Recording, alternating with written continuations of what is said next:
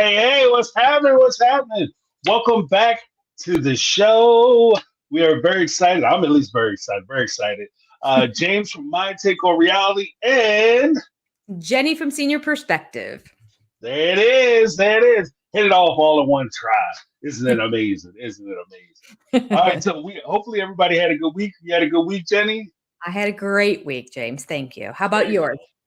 It was excellent. It was excellent. I made it to Sunday, so that I count that as a win always. Right. That's all we can say, right? Every day's a blessing. Right, exactly. I just count them as I get them. I don't, I don't Right. do too much future planning, but I take what I can get. But I'm very excited actually to talk about this particular chapter because this is one of the chapters where we actually start to get into one of what I would call one of the more infamous, villainous sister wives or cast members of this particular program. Of course, we're talking about the BIG notorious Big Rob Dog. you know, Robyn Brown, the one who's coming to take your man. So, hide your kids, hide the wife. so, so I'm very excited, very excited. Before we get started, as always, I want to thank everybody for joining us. I also want to thank the moderators who are holding it down for us. These guys are making the streams a lot easier on us because while we're doing it, we don't have to, try to fix and monitor what's going on in the chat. We can actually relax a little bit while they take care of things. So thank you guys for doing that. Thank you guys in advance for staying super cool and super chill in the chat. Because as I've always said, YouTube is a place for fun. People come here to relax. We're not trying to cause no problem. That's right. You should not be stressed out going on YouTube. After all, this ain't Facebook. So that's right. yeah. Yes. That's why I always tell my people too. This should be fun, people. If this is not fun, you should go find something that's going to make you happy because we should be here having a good time. Yeah, because this is not, it's not the move. That's right. But there is a lot. Like, what are your first thoughts? Like, I gotta say, like, what are your first thoughts when it comes to this particular chapter? Like, we're talking about the chapter dealing with sorority. Robyn, I believe, is chapter 8 in the book. For those who are following along with the actual book, what did you think about this chapter and how it kind of unfolded? Like, what was your gut reaction? Look at all of my notes. All the pages are marked up and written on the side, plus my notes here. I mean, what do I think? Robyn is the gift that keeps on giving. That's what I think. She, it's a chapter a little bit reminiscent of Mary's in that there's a lot of defensiveness in this, where she's really, you can tell, as we've been told in the past, that the wives all wrote their own chapters, and then they shared, and then they had the opportunity to tweak theirs. So you can clearly see the defensiveness from stuff that she read from other places to try to explain and justify and put herself as the victim in all of this. And there's a reason for everything. And most of them either make no sense or are complete lies. Right. And at the end of the day, we must not forget, it is not my fault. That's right. That's pretty much what I read from the whole thing. Is like, no matter what happened, it's not my fault. I don't know what these crazy women are thinking, but that's them because it's not my fault. Like, you know what I mean? So I'm a little bit like, when I was going through it, I'm kind of like you. I was like, what the hell? Like, apparently she was deep. And I had heard this before, that she was real deep into the, it wasn't Instagram, I believe it was Twitter, where she would log on and they would air the show, and her and Cody would watch the show, and they would go on and try to defend what people were talking about on Twitter. And she was getting roasted so bad she quit Twitter. Like, she just blocked all her accounts and then dropped off Twitter. Yeah, in fact, I think she just kind of made a reemergence back on like Pinterest or something like that, where she makes posts. But aside from that, she stays well away from a lot of social media, which I can understand because it is kind of hard when you're talking about your life and what people think about what you're doing. So I get it too, but James, do you think that maybe, as opposed to, I'm going to shut it down and not read it, that possibly there could be some reflection involved? right. And like, if everybody's saying this, could they all be wrong? Or maybe, do I need to change my behaviors in some ways? Right. Which is ironic too, because I'm gonna put a pin in that because it's something that she says later on in the chapter, where she talks about like a personal responsibility and making sure that you address things as they come up. So I agree. Like at some point, you got to kind of look at yourself. Like especially, I'm not trying to throw any stones, but if you are in a situation where you've been married, like just for say, you've been married 4 or 5 times, and each one of your spouses, exes, says the same thing as to why the relationship didn't work. It might not be them. I'm just saying, like, like if you're on Twitter and 20,000 people jump on and say, yeah, when you did X, Y, Z, you were wrong. And you say, well, they don't know what they're talking about. But it's like out of 20,000 people, 19,998 said you were wrong. 2 of them said, you go, girl. Yeah. You might want to step back. So It's I agree. so Like, true. that would have been a good opportunity. Yeah. I think the 2 of them just sit at home and tell each other they're right. Right. It's us against the world. It's us against the family. It's us against the world. And we know, and we're right, and nobody else understands because they're not living here. And then I guess all the stuff we see on TV is just not true. I mean, yeah, we don't have the whole story, but we have the part we see, we don't like. Right. Those were your words and those were your actions. So unless you had a part that we missed where you said, we're going to act all this and none of it's true, unless that's the part we missed, we still saw something and it wasn't so great. Yeah. You know what? There was a guy who did a radio show. I forget the name of it. It was like Star and Buckwild or something like that. The name of the show. It was like years ago. And I didn't really care for the guy too much, but I did catch one episode, and I guess it's very fortuitous I caught this one episode, where he said, when we first started the show, he was talking to, I guess, his partner who played like the bad guy on the show. He said, when we started this talk show or this radio program, we agreed that you were going to be the bad guy. You agreed to that. Now, a lot of people are writing in or they're calling in and they're giving you a hard time and you're angry about it.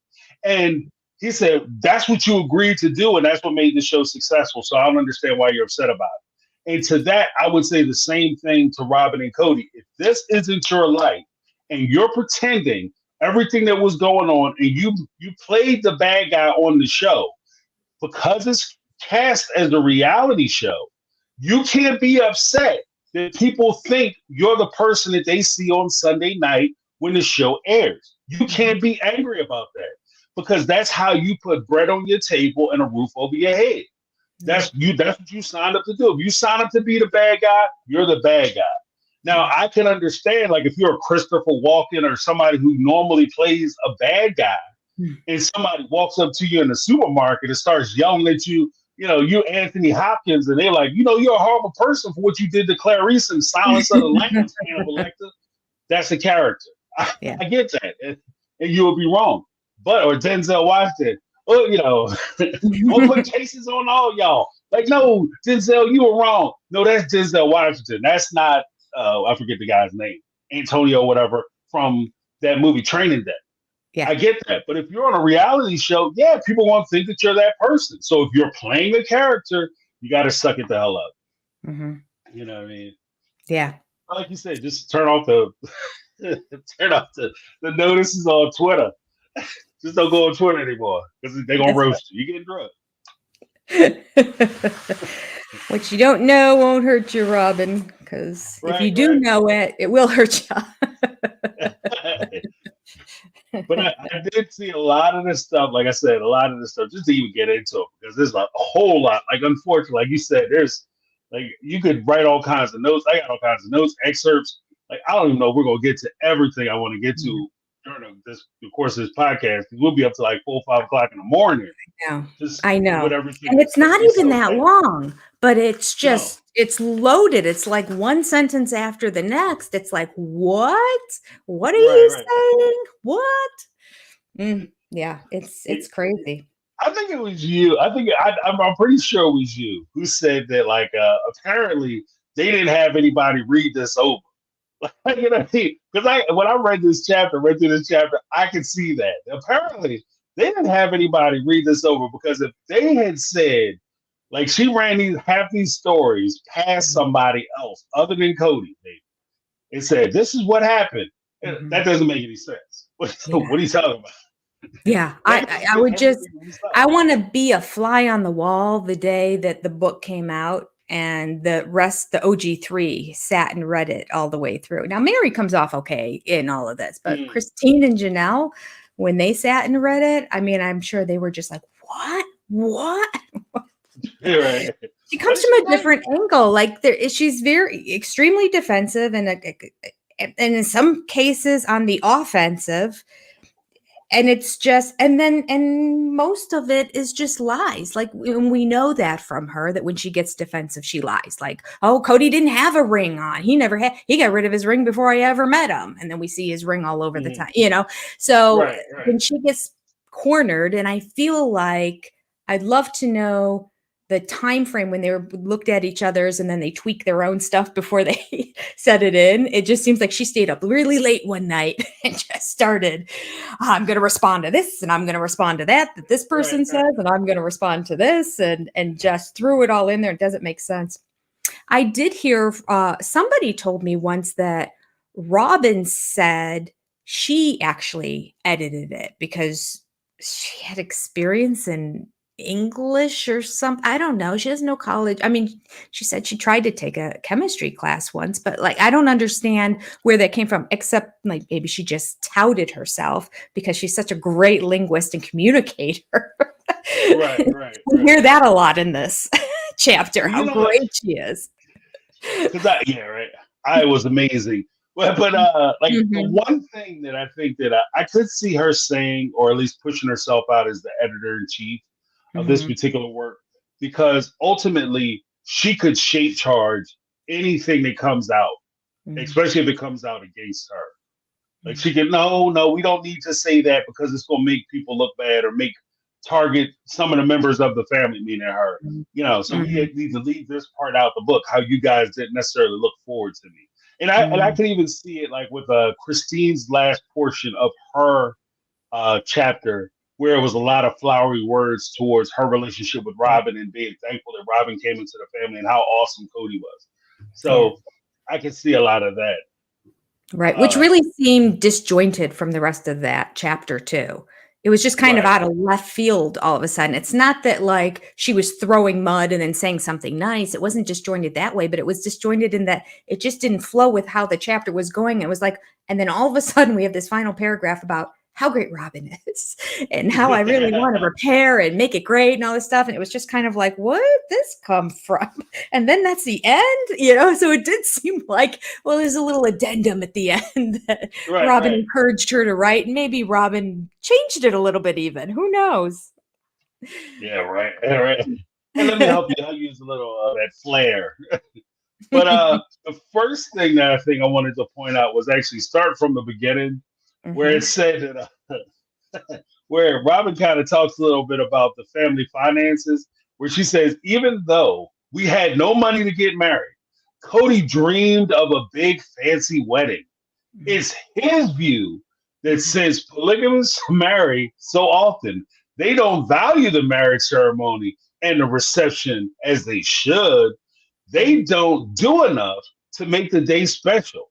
For the mhm, most part, polygamous weddings are humble. Cody swore that when he and I married, it was going to be a big deal. mhm, So, as with mhm, most of the this particular chapter, you get the sense of it's not me, and that's basically what it is. I didn't have anything to do with yeah, deciding to have this big, huge wedding that celebrated my mhm, union with Cody and my entrance into the Brown family. It's not me. It's yeah, Cody. Cody wanted this, and I mhm, just kind of went along with it. yeah. So, She's just, I mean, Poor thing. She didn't want anything to do with it, which she goes on to Right. then say too. But yeah, that whole paragraph, I like circled every single word. Cody, Cody, his. Right. Like this was all everything about this big wedding, all Cody. I Right. wanted Right. absolutely nothing to do with it. Mm-mm. And that was a big thing too, because that would have been, because like you had intonated earlier, that would have been one of the big things that would have been talked about at the time on Twitter about how unfair it would have been for them to have this huge ceremony for her where she's being celebrated, she's coming into the family. They're not only having this big wedding, they're having a big honeymoon, which we'll talk about in a minute. But the other wives, like Mary had a pretty decent sized wedding. Her wedding wasn't as big and as expensive as the one Robyn had, but she had a big wedding. Yeah. Brown wise, she had a big wedding. Yeah. Janelle had a dinner. Christine, Cody barely got on work. That's right. He barely made it to the wedding. Yeah. Right, right.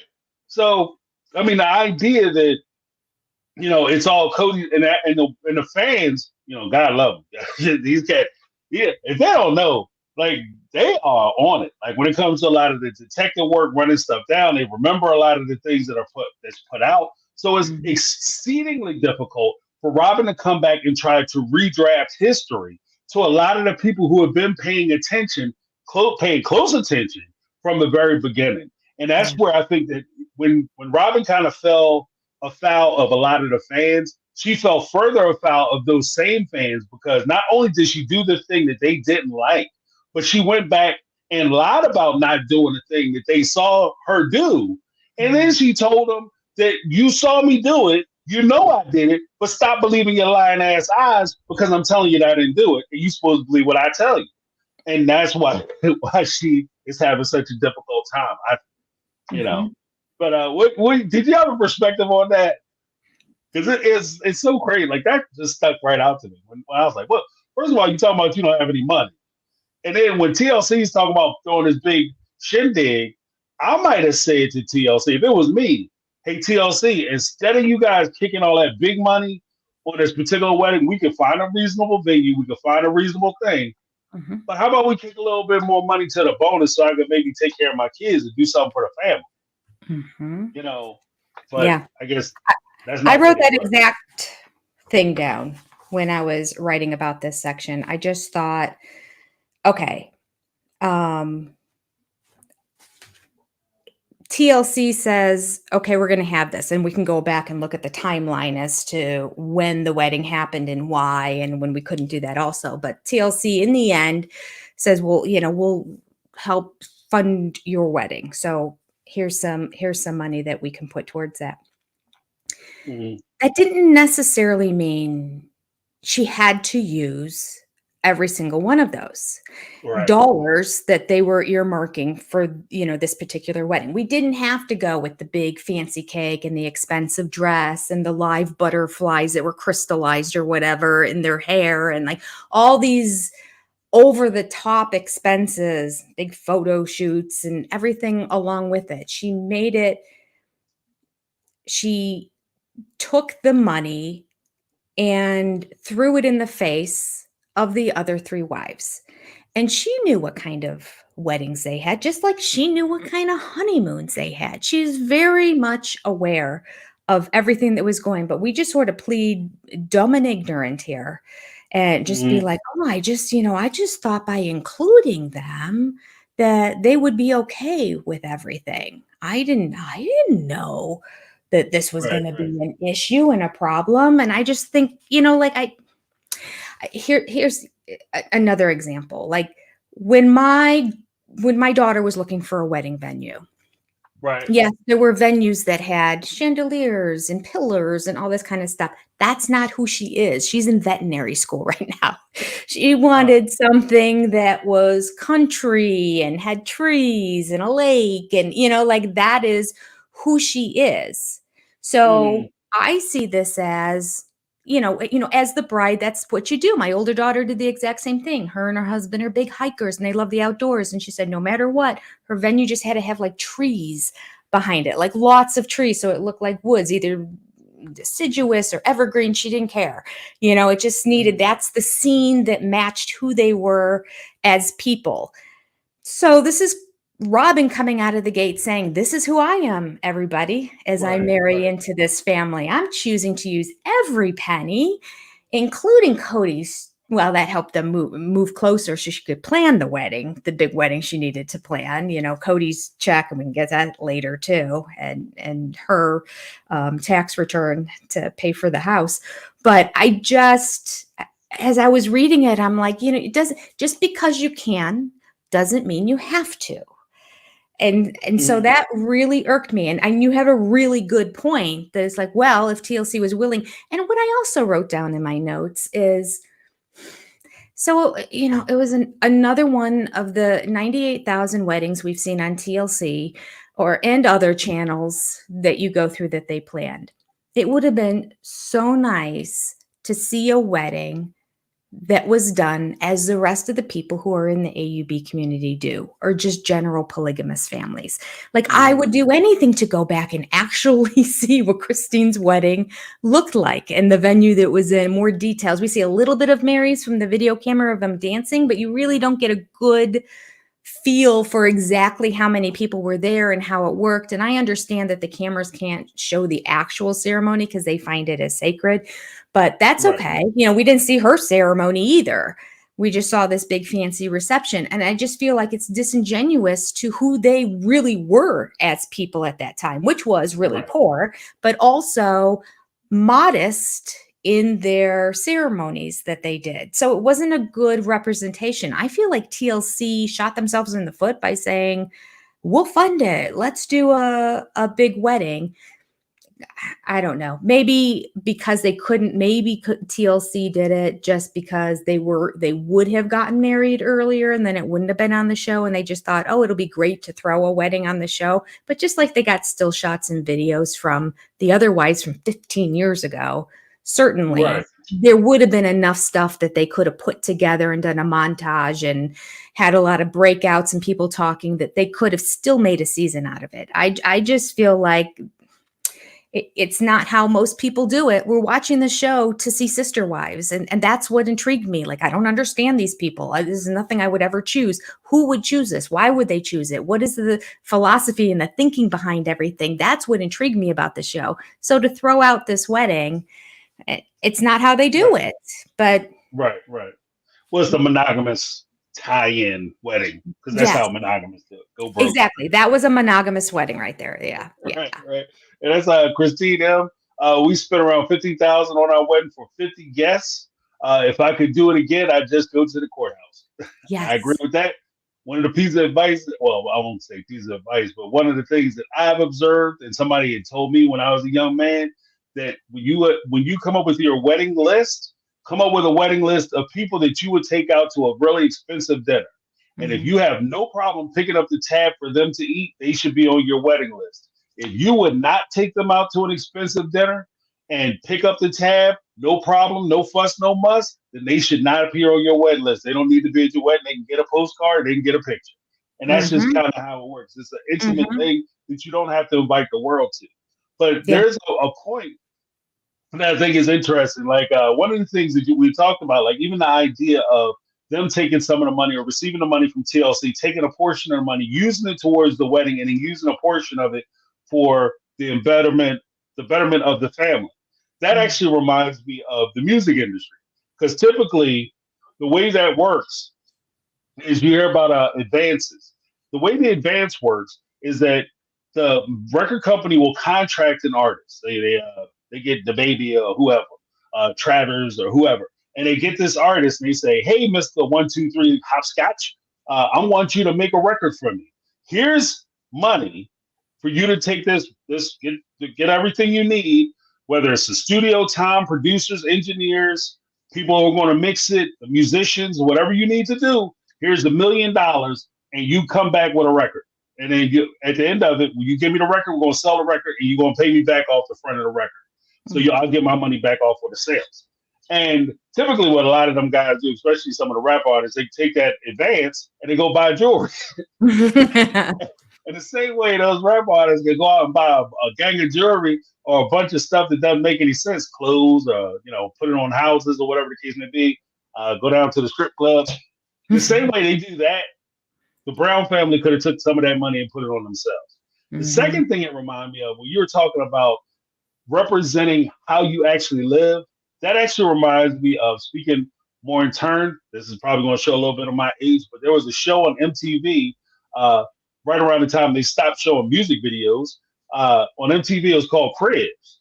And what they would do is a lot of the artists would actually go out and rent houses so that when the people from Cribs show up to see how they live, what they would see is a house that was rented that these people, like, so when they were opening up refrigerators, they had no idea what was in those refrigerators. They had no clue. They didn't know how half the stuff in the house worked because they didn't live there.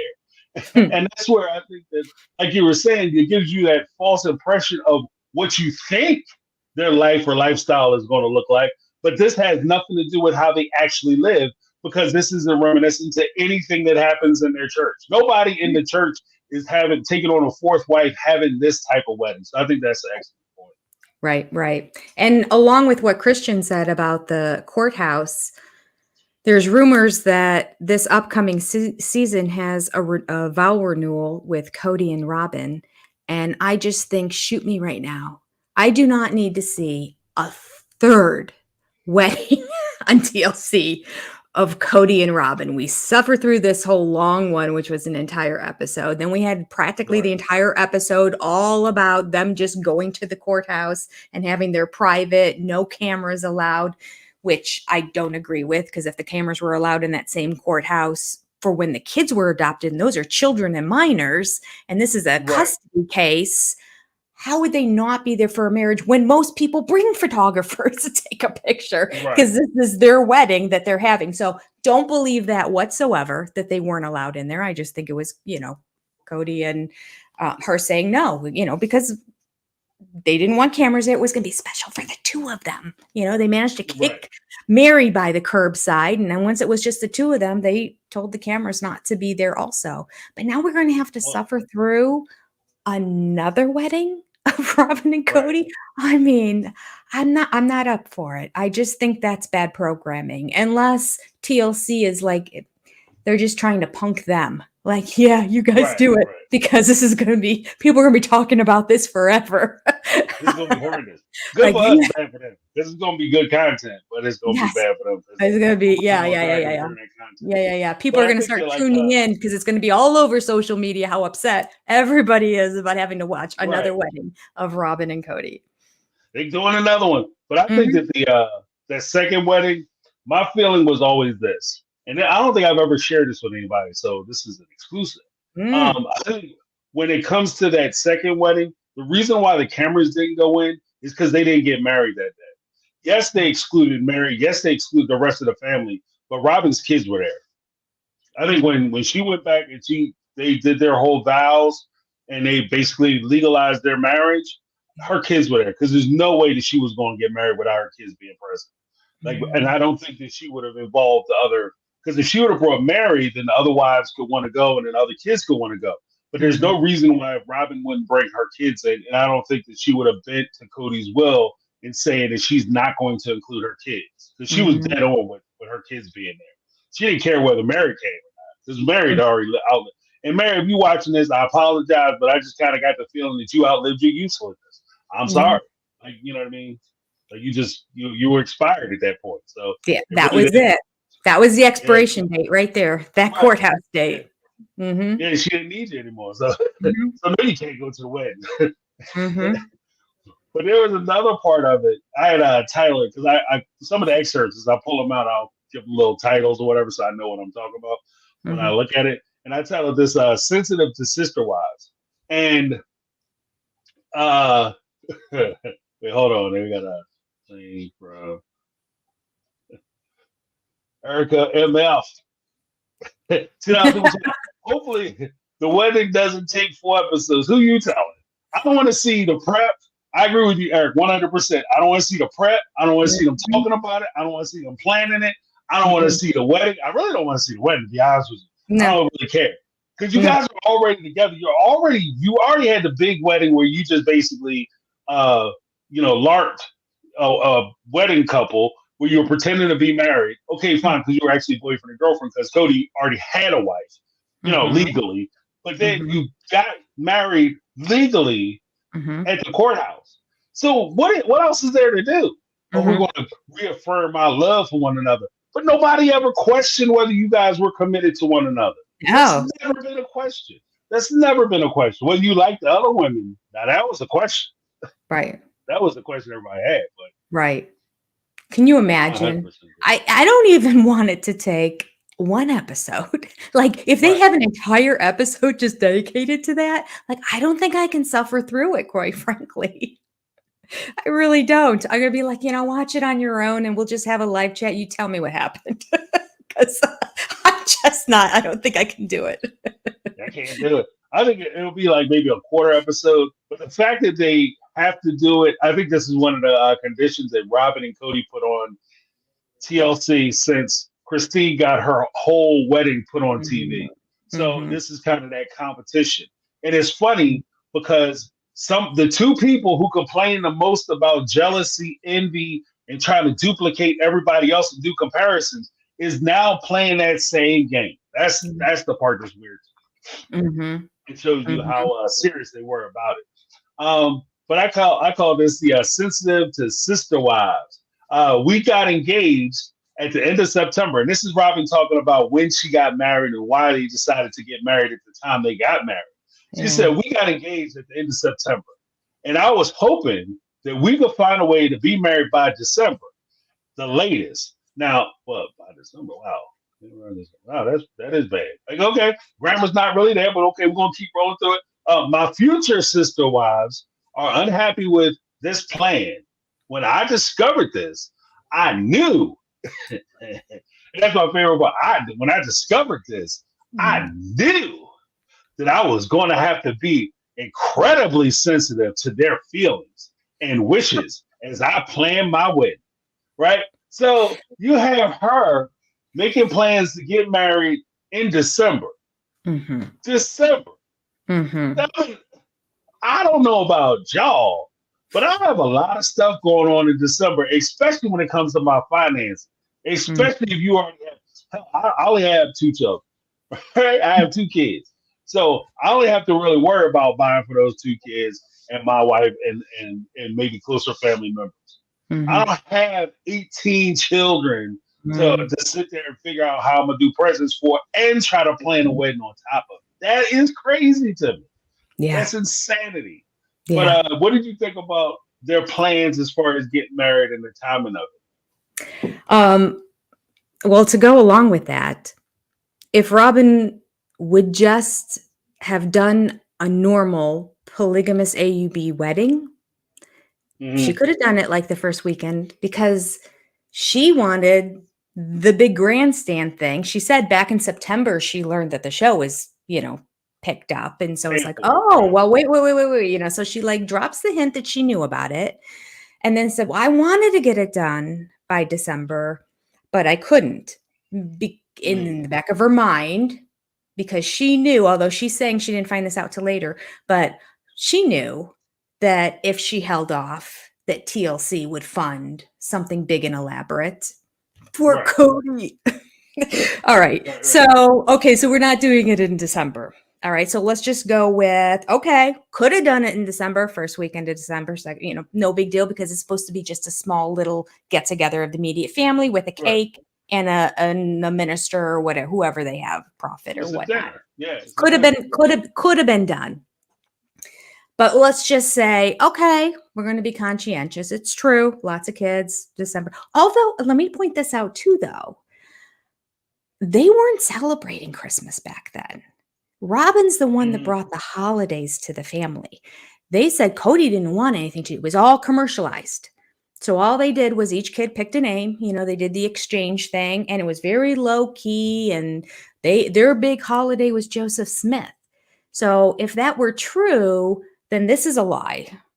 One of many that are in this chapter that she couldn't do it at the beginning of December because obviously she's not going to do it at the end of December. She couldn't do it at the beginning of December because they may have still been in that mode of Christmas is really just another day, but we'll do something because it's, culturally something part of America. All right. But it gets better. It gets so much better because she goes on to say, so she thought January would be a good time to do it.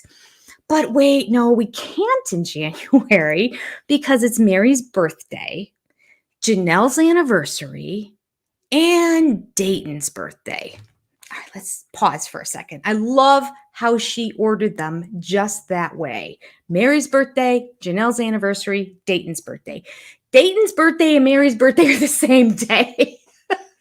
There was that whole scene where Mary was hoping that one of her children would be born on that day too, because already Dayton was born. And, she wanted another child to celebrate her birthday, and her and Dayton always do something special together on that day. Because we had a whole episode about that. So I don't know what she said.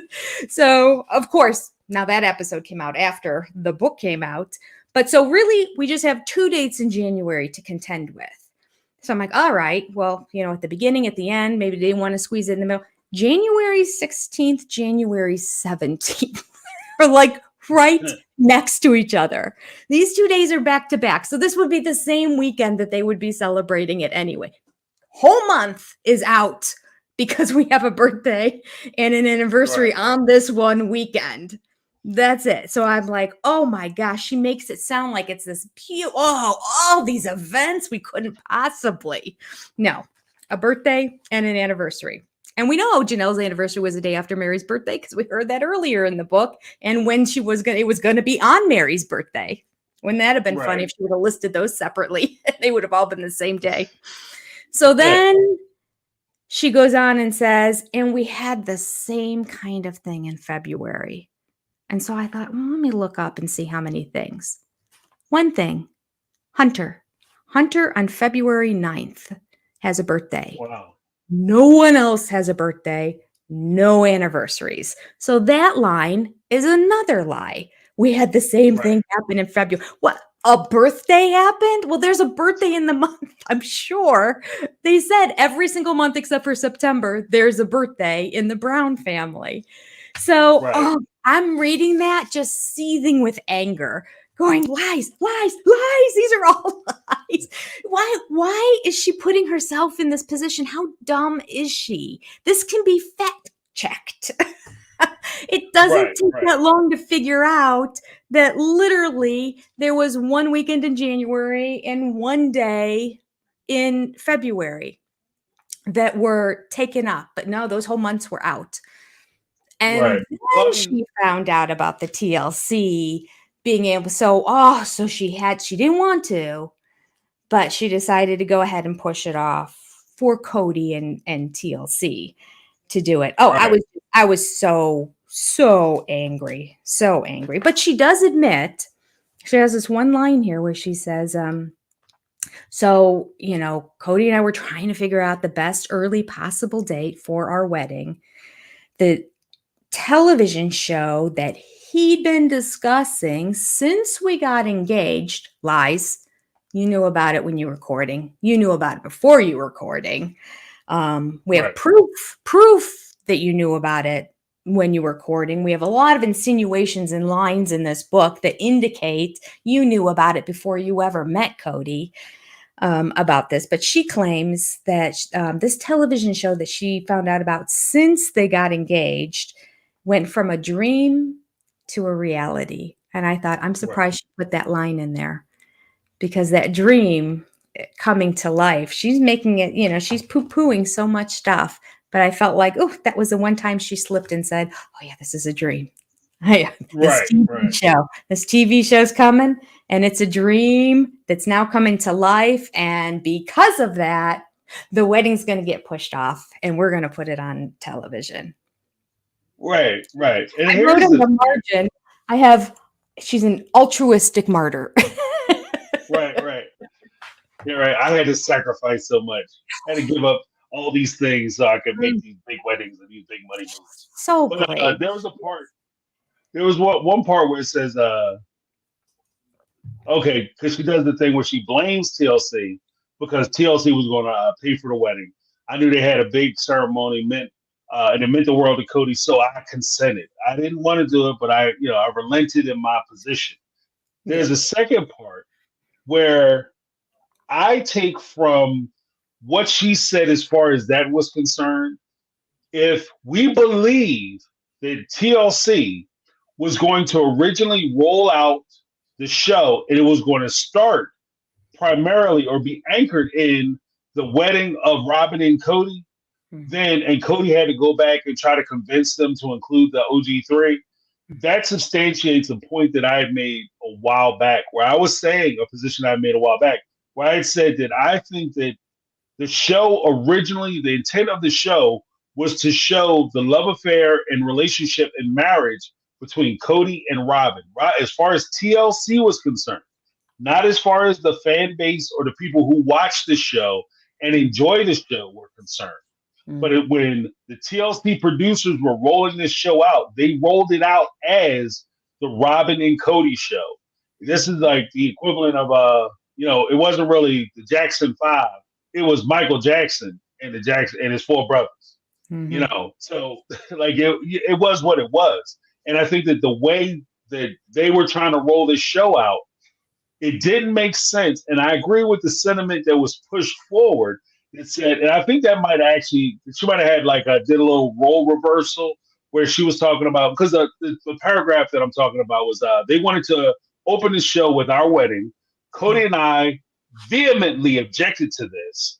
It would be a grave disservice to Cody's first three marriages or first three wives to feature his wedding to me in the opening episode of the show. I don't think that, and I could be wrong, but I don't think that, and if it's all TLC, then that substantiates more what I'm saying. But even to take away a little bit of that point, I think that could have been a conversation, if it did happen, where it could have been reversed, where Cody and Robyn were the ones saying, we need to open the show with this new marriage so that they can see where we are and we can just open up our world to them. And we're presenting ourselves as this one big unified family. And TLC said, no, if we did that, then you guys will be the villains and everybody's going to hate Robyn off the rip because she's coming in as the usurper into that situation. And that would be a PR nightmare. So I think that that's a possibility too. Where you at in that as far as, was it Robyn and Cody who argued against making a show about Robyn and Cody, or was it TLC wanted the show to be about Robyn and Cody, and Robyn and Cody vehemently disagreed and forced them to turn it into the OG3 show? I don't know. Here's my intellectual answer. I don't know. I'd written down here, what are you a producer? I like how it's presented as well, we've decided that this is how it needs to go. I'm like, no, you didn't decide. Right. I just found it interesting, her perspective in this paragraph, because she's the outlier here. She's not part of the family even yet. So there's no show. And I would imagine, from listening to a lot of these TLC shows and the cast members that are involved in it, and even, is that TLC that has the 5 quintuplet girls on it too? I was listening to an interview with them recently. I think that's TLC. Can't think of the name of the show. I haven't watched this season yet. Someday I'll have to binge it. But I was keeping up with them beforehand. But they said something recently that I've heard a lot of other people say, and that is that when you start off, you don't have a say in really anything. You're just kind of starstruck by it all. And they're like, this is what we're doing. We're going to give you this amount of money and we're going to go like this and we're going to go like that. And that they kind of say, okay, and go along with it. And then as the seasons progress, and in the particular situation with these quints, they ended up just ending it because they kept wanting more time, more in the house, more. And they just kept saying it is not good for our family. So they put an end to the show. The show kept asking him to come back. And after a year or two, they said, okay, but here's our stipulation now.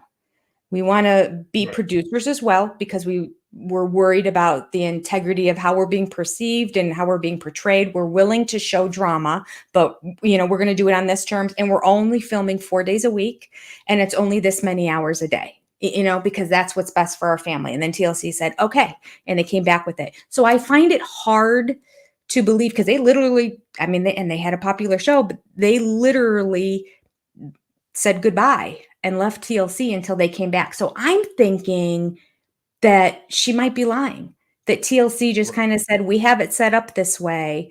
And she said, no, we don't want to do that way. We want to have the rest of the family go first. But I don't know, to be honest with you. Because I kind of flip-flop back and forth, but I just that story is what made me think maybe she's just lying about that. Because here's the other part, James.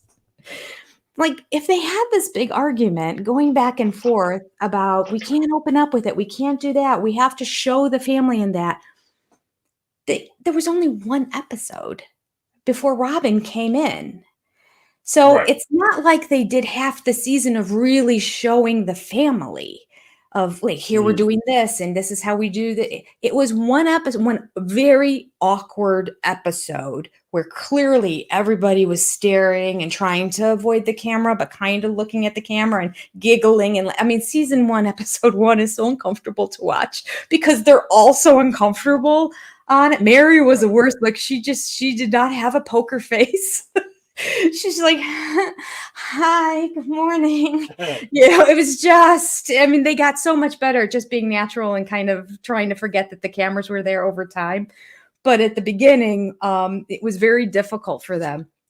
So I didn't feel like episode 1 really taught me anything about the family other than the names of everybody and who's assigned to which wife and what's the logistics of the housing situation. It was just, 40 minutes of content, but there are so many people to learn and meet in that in episode 1. And then boom, episode 2, there's Robyn right away. So she really was there essentially at the beginning. I don't know. Well, because I can see a scenario where, you can always try to renegotiate anytime, even when you apply for a job. Like, so my daughter, like, you go for a job, you the money that they talk about giving you, money, hours, benefits, etc. All of that is negotiable. And technically, if you're at a position where you're being recruited, they actually have a recruiter hiring you, and you're talking to them, dealing with them. Their job, literally, is to try to give you as little money and as few benefits as possible. So it's kind of the onus is on you for applying for a job to try to get as much money as you possibly can, or benefits, whatever, or try to offset it with days off or whatever.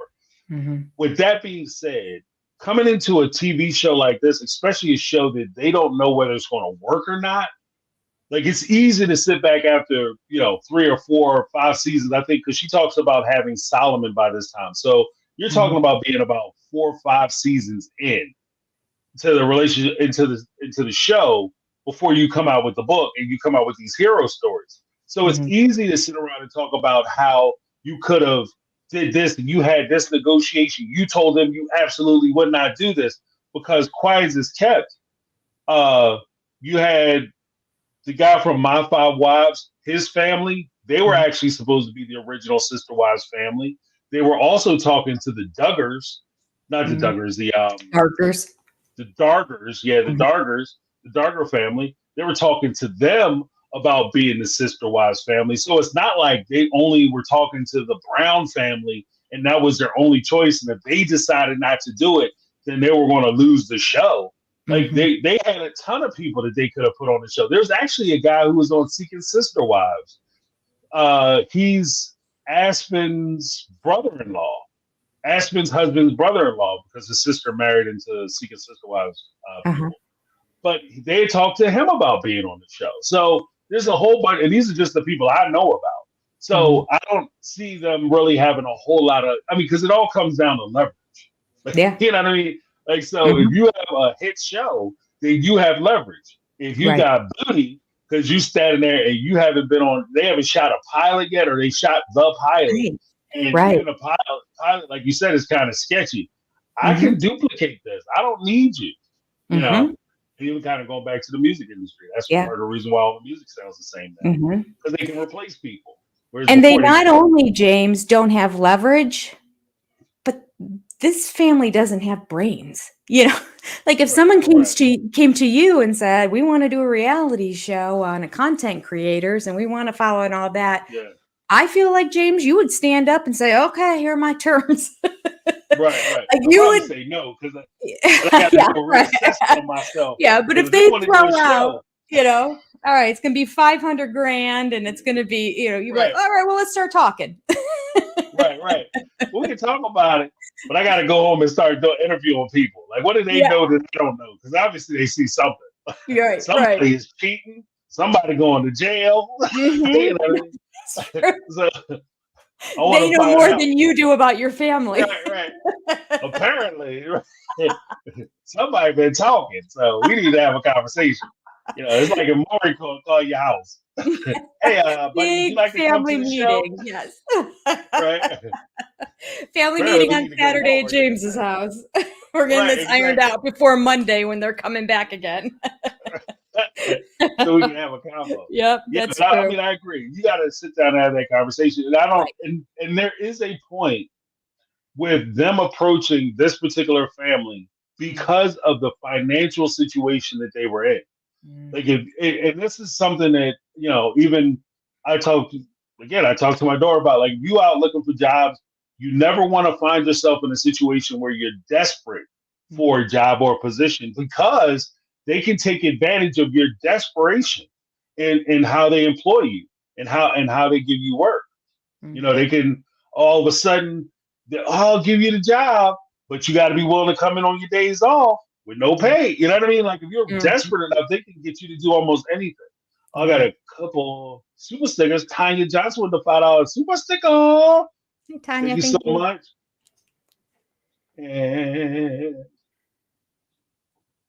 here we go. Here's the other one. Living an eclectic life.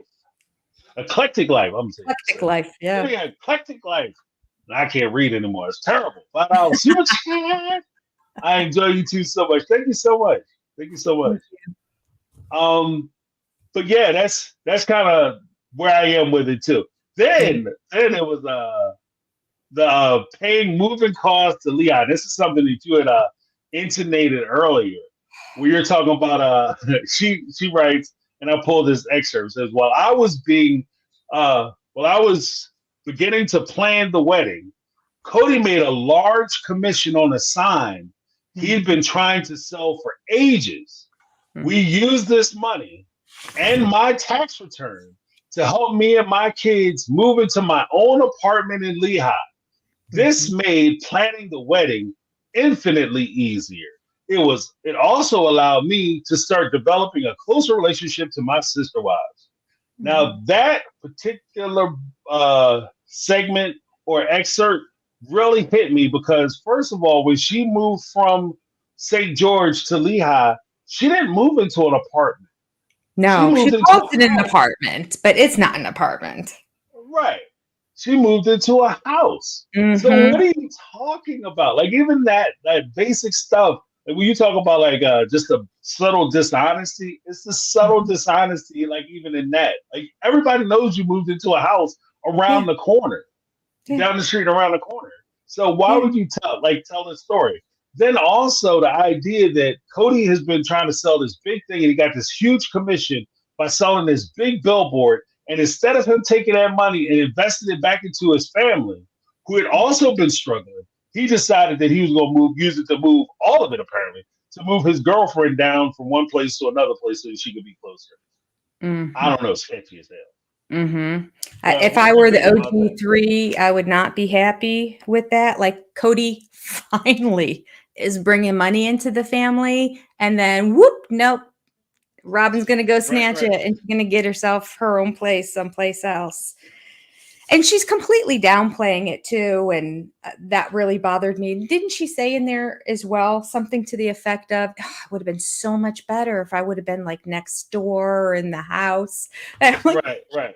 Nell offered Janelle offered for you to move into the house before. I mean, just when you started courting, she offered. No, no, no, no, no, no. Can't do that. Right. Wouldn't be able to. And I think on TV she kind of intimated that it was because it wouldn't be proper, but really in the book she says it's because she wouldn't have the opportunity to truly get to know Cody if she were there. Right. And I'm thinking, how do you better get to know somebody than to live in the home with the wives and children that he has? How do you, I'm like, that there's a lie right there. Right. And unless you wanted, like, her goal was to get to know Cody. Now, we're thinking about it as monogamists. We're being told that we don't understand polygamists, that it's all about the family. And that's why I think so many of us kind of fall into the trap, because me as well. Because when we look at it, we say, well, it would only make sense that if you want to get to know the family, you want to join the family, that you would move in with the family. Why would you want to be around the people that you want to join? That makes more sense to me. But the problem is she didn't want to get to know them. She wanted to get to know him. Yes. And that's why she wanted to move around the corner. So I get where you're going with it. But a big shout out to Sharon Tiffany, 499 Super Chat. Thank you so much. But please, I'm sorry. Yeah, absolutely. And then she has the nerve later on, she's to say that she was upset that she was someplace else, that she wasn't there with them. She said one other thing. We'll come to it. I'll come to it because there was something that went along. It had something to do with the honeymoon. When we get to it, it'll come to me. But I remember two of them going together and kind of like just justifying how this is all lies on her part and saying that I know the honeymoon had to be 11 days and so long because they were chased up until the honeymoon. So they needed 11 days to get it all out, I guess. Right. But I'm like, there's no way, because I think they were courting for 6 months and then they were engaged for 8 more. Like, that's a whole year of a woman who's, a man who's been married 3 other times and has all these children, a woman who's been married before, has 3 kids, and she got pregnant before she even got married. All right, this is what we're dealing with. And we're supposed to believe that they went an entire year where she had her own house and they were chased until the day they went on their honeymoon. Like, I mean, do we look stupid? Well, not only did they have their own house, did she have her own house, but he was staying at her house for at least 2 to 3 days a week, every week. So he would leave on Friday. He wouldn't get home till Sunday night. So, I mean, you spend the night at the house. 489 Super Chat from Sharon Dippity with love you guys. Most realistic take on Sister Wives. Thank you so much. But yeah, I agree. But there was another part where she had said, when she talked about the own house, and this is where when she talks about like her getting her own house or her own place in Lehigh, where she says, I know a lot of people probably misinterpreted the fact that I was given my own house as my getting preferential treatment. I know you guys misinterpreted that. So you don't understand, fan, viewer, people who watch the show. You're silly pants. You don't know what's really going on. She goes on to say, this was not the case at all. There was simply no other reasonable option. There was no other reasonable option. And that kind of goes into what you were saying with Chris, where Janelle was offering her a place in her house, which this is not a rich family. Like, and that's the part that I think we always have to kind of go back to. We're not talking about the millionaire Brown family who has been on Sister Wives for 18 going on 19 seasons. This is the broke down Brown family, Buster Brown family, who, eating stale bread not long after, trying to figure out how to pay their bills, trying to figure out what they, in order for them to bring Robyn into the family. Cody was talking about selling this car, in order for them to make bills. Robyn or Janelle trying to figure out how to make bills, even admitting on the show from month to month, I don't know how I'm going to do it the next month. Mm-hmm. And this is before 3 they bring a whole bankruptcies. woman in. Right.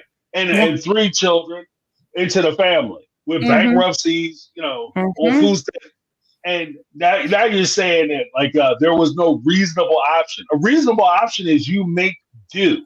Yeah. And that's what normal people do. Like if you have an issue and you say, look, I got, how many people talk about like growing up in a certain situation and their parents been able to make $1 out of 15 cents, being able to make that dollar stretch. And all of a sudden they're able to do things with the money that they get in to get it done. So the kids don't ever realize that they don't have it.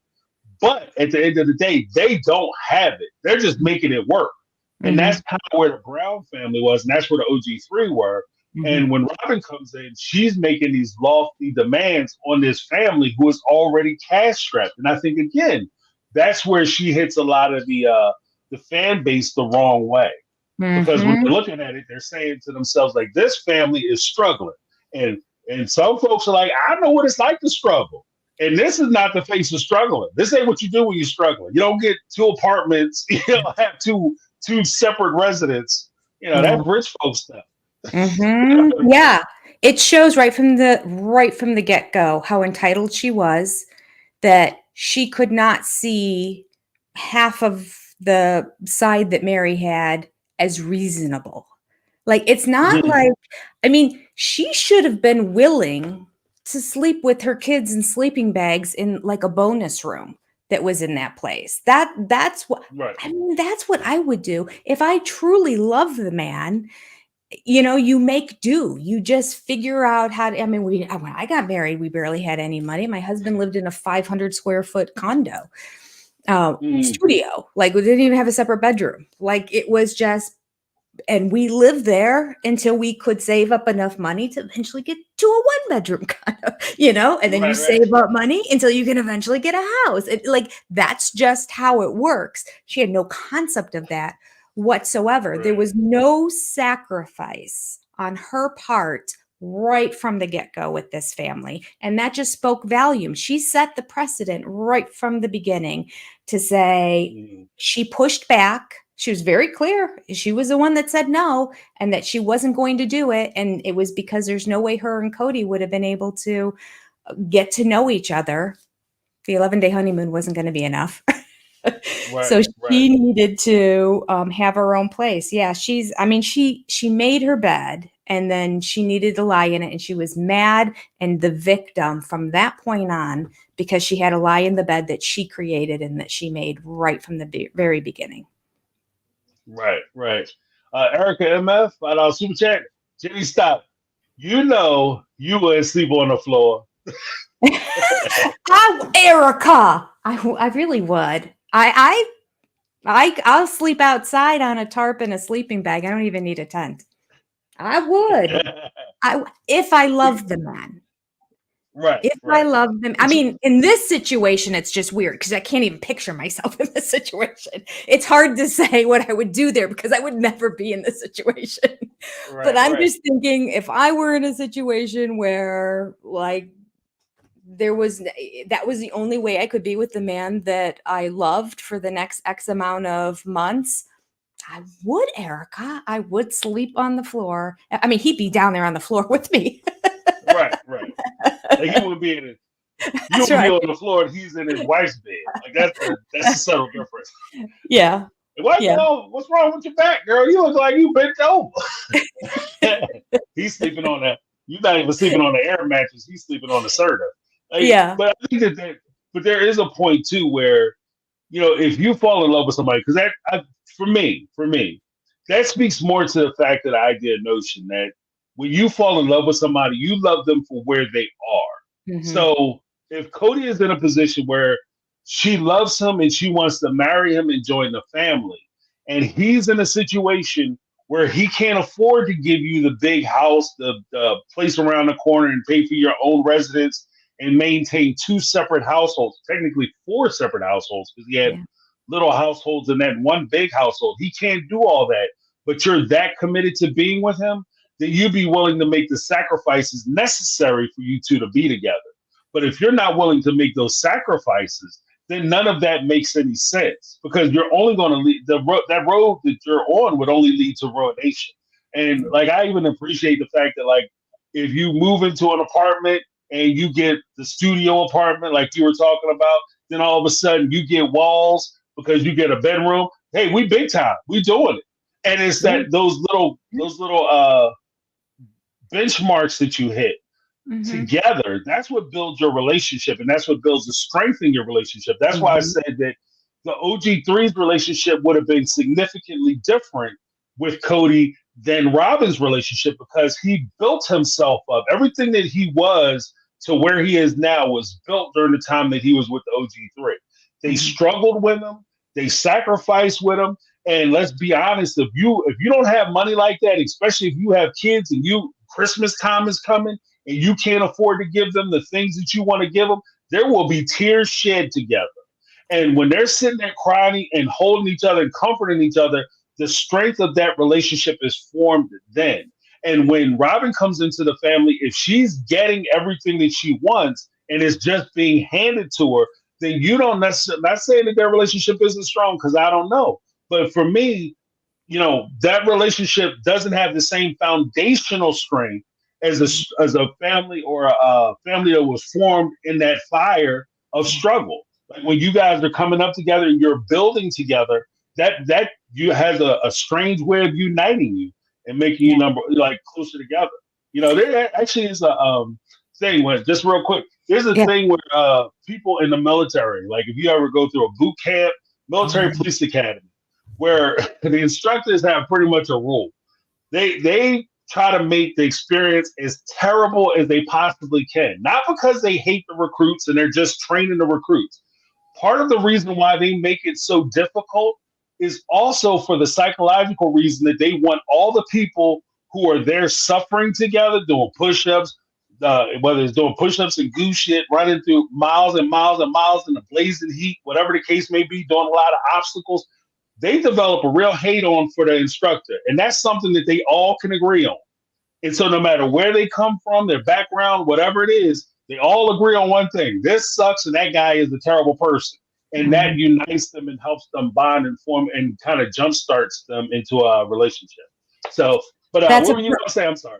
Well, that's a perfect story. That's a perfect lead-in for me. Because I was going to say, when you talk about her not having the ability to bond with Cody in the way that like the OG3 did, this also prevented her from bonding with the wives, because she comes right in and says, yeah, I know you all sacrificed for the last 15 years, but I'm not a sacrificer.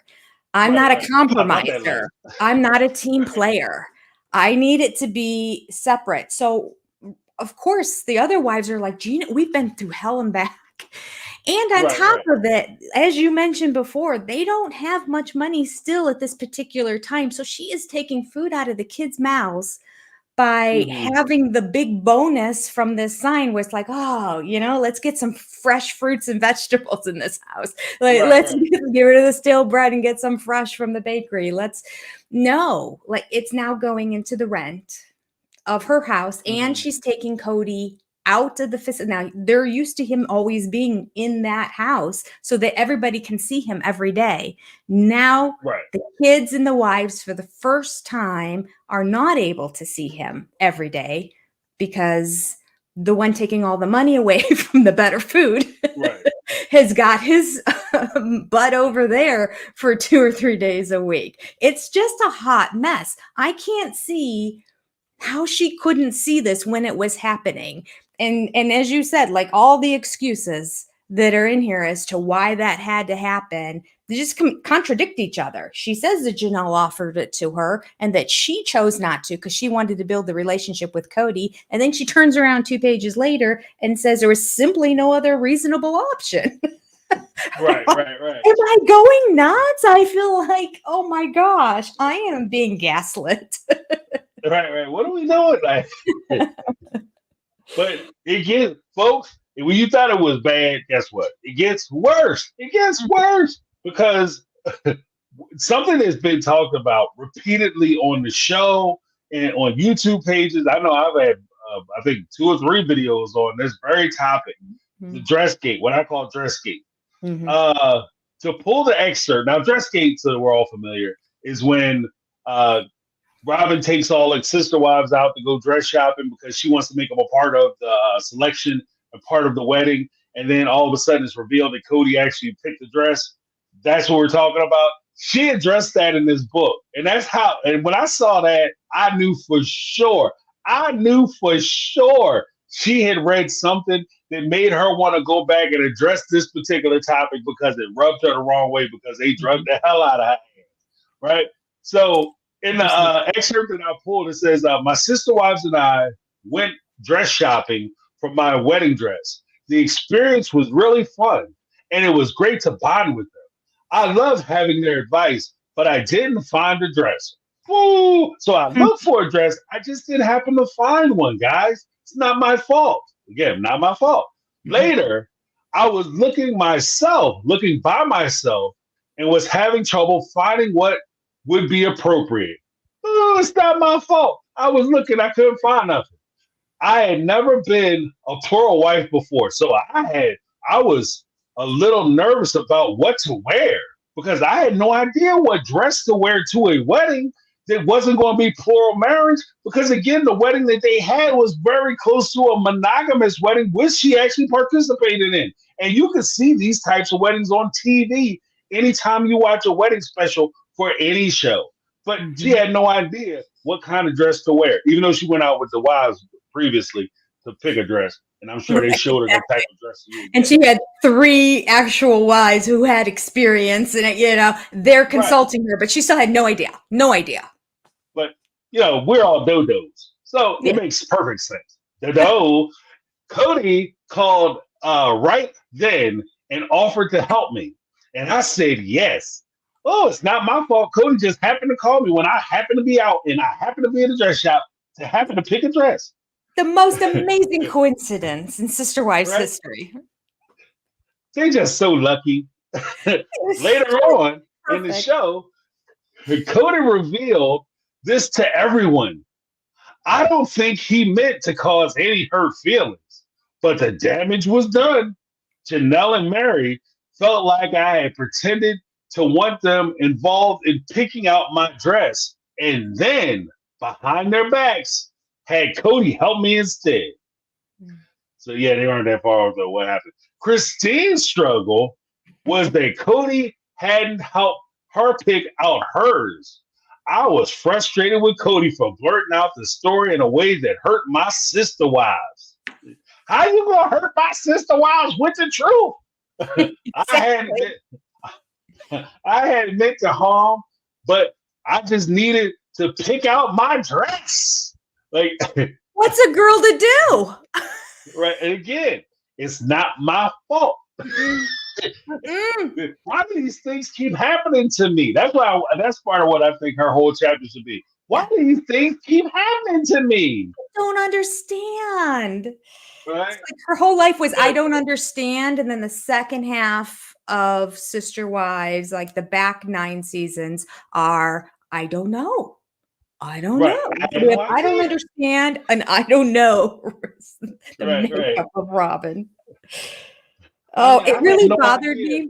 I'm sorry. It really bothered me that she said, I hadn't meant harm, but I just needed to pick out my dress. So first of all, I'm thinking, well, what do you mean you didn't mean harm? If it wasn't, you had a secret that you were keeping from people. How could that not be harmful? Like there's just no, I didn't mean any harm. And then the other part of me, the other part of that sentence that bothered me is the fact that she's like acting like current 20-year-olds today, which is this new thing of like, but I didn't mean to hurt their feelings. So it's okay. Right. There's constant like, well, I mean, okay, so that happened. I'm sorry. I didn't mean it. I didn't mean it. Like, I swear these people could get away. They could do murder and go, I didn't mean to kill them. I just happened to point the gun at them. It's just like it can all be excused because her intent wasn't to cause harm. And yet there's no way it wasn't to cause good. Like if it's a secret, you know it's going to be hurtful. And if it's going to be hurtful, then it is to cause harm. That's just another one of those lies where she's trying to come up with excuses and reasons for justifying her behavior. But yeah, you did mean harm, Robyn. You did mean harm. Right. And you did harm. And you knew it was going to be harmful. And here's the thing. Here's the thing. If you like, there is the part where you can say she didn't know. She didn't know it was going to be hurtful and harmful when things kind of played out. But like you said, there is a part, because what this kind of taps into is the idea of mens rea, or the evil mind, the criminal justice or legal term, where they talk about this is where they talk about intent. Like, I didn't intend to do it, so it's not I didn't plan to do it, so I didn't have the evil mind. This isn't something I wanted to do.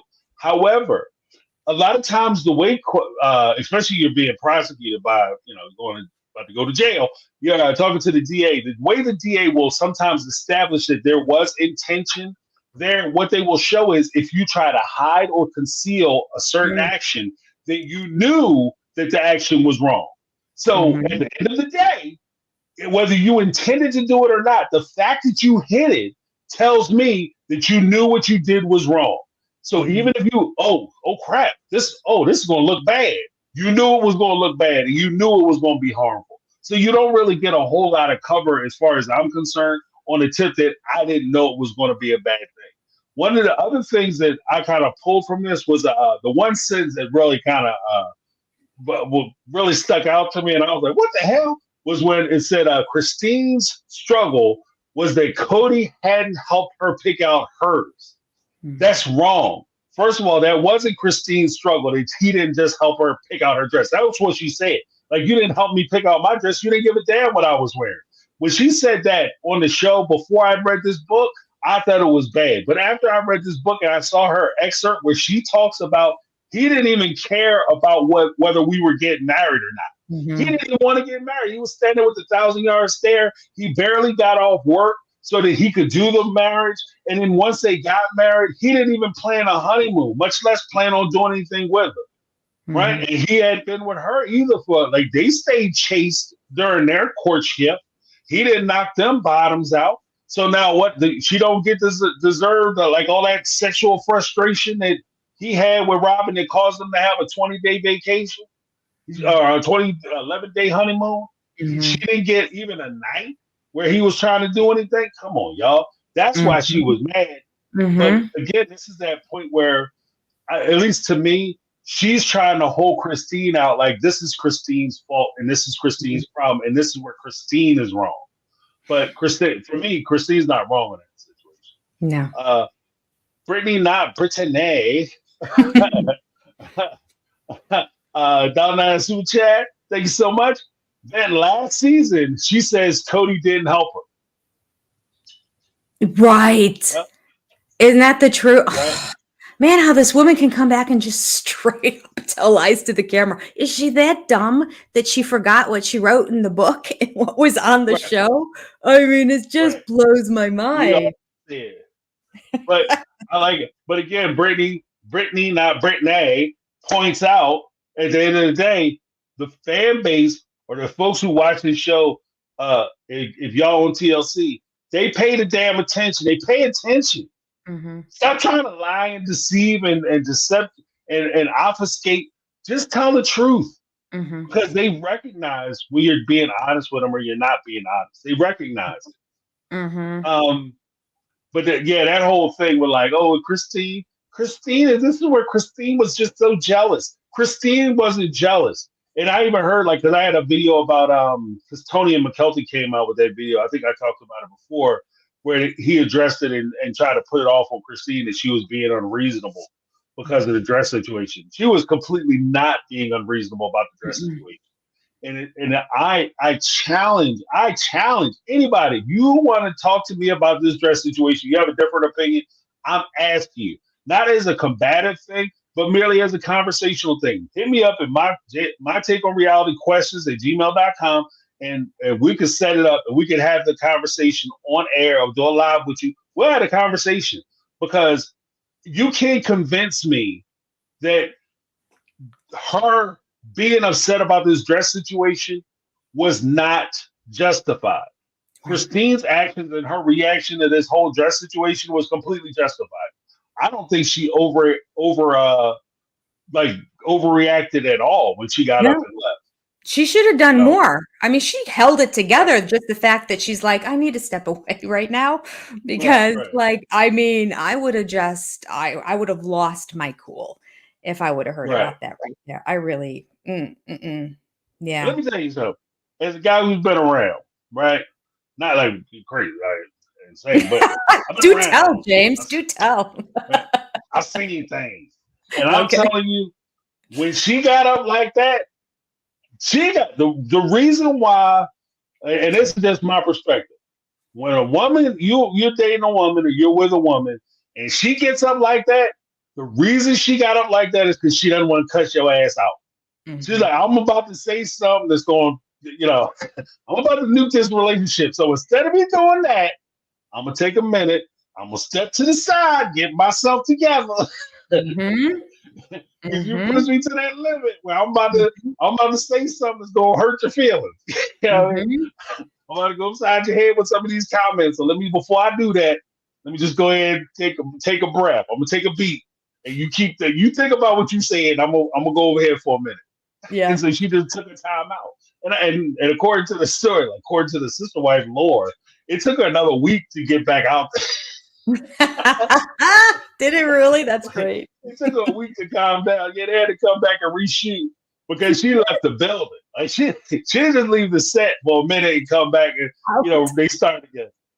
She's like, I'll be back. And she got in the car. They saw tail lights. Yeah, a lot of hard braking. Speed up to the stop sign, skid. That's great.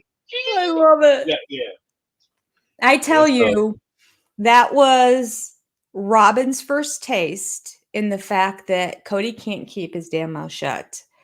No. She probably gave him an earful that night. And from that point on, every time she is talking to him about the sister wives, she didn't let him the next morning leave the door until she said, what are we not going to say to everybody? Right. What are we not? I mean, she was on top of it saying, no, because she sat there when that all got revealed and he's all giddy. You could see on her face like, oh boy, how am I going to get out of this? And for her to say in that moment too, I didn't say anything because I wanted to preserve the experience, both with me and him and the experience with the sister wives, just proves this was a covert operation that was going down because any bride would be thrilled to come home and share, I found my dress.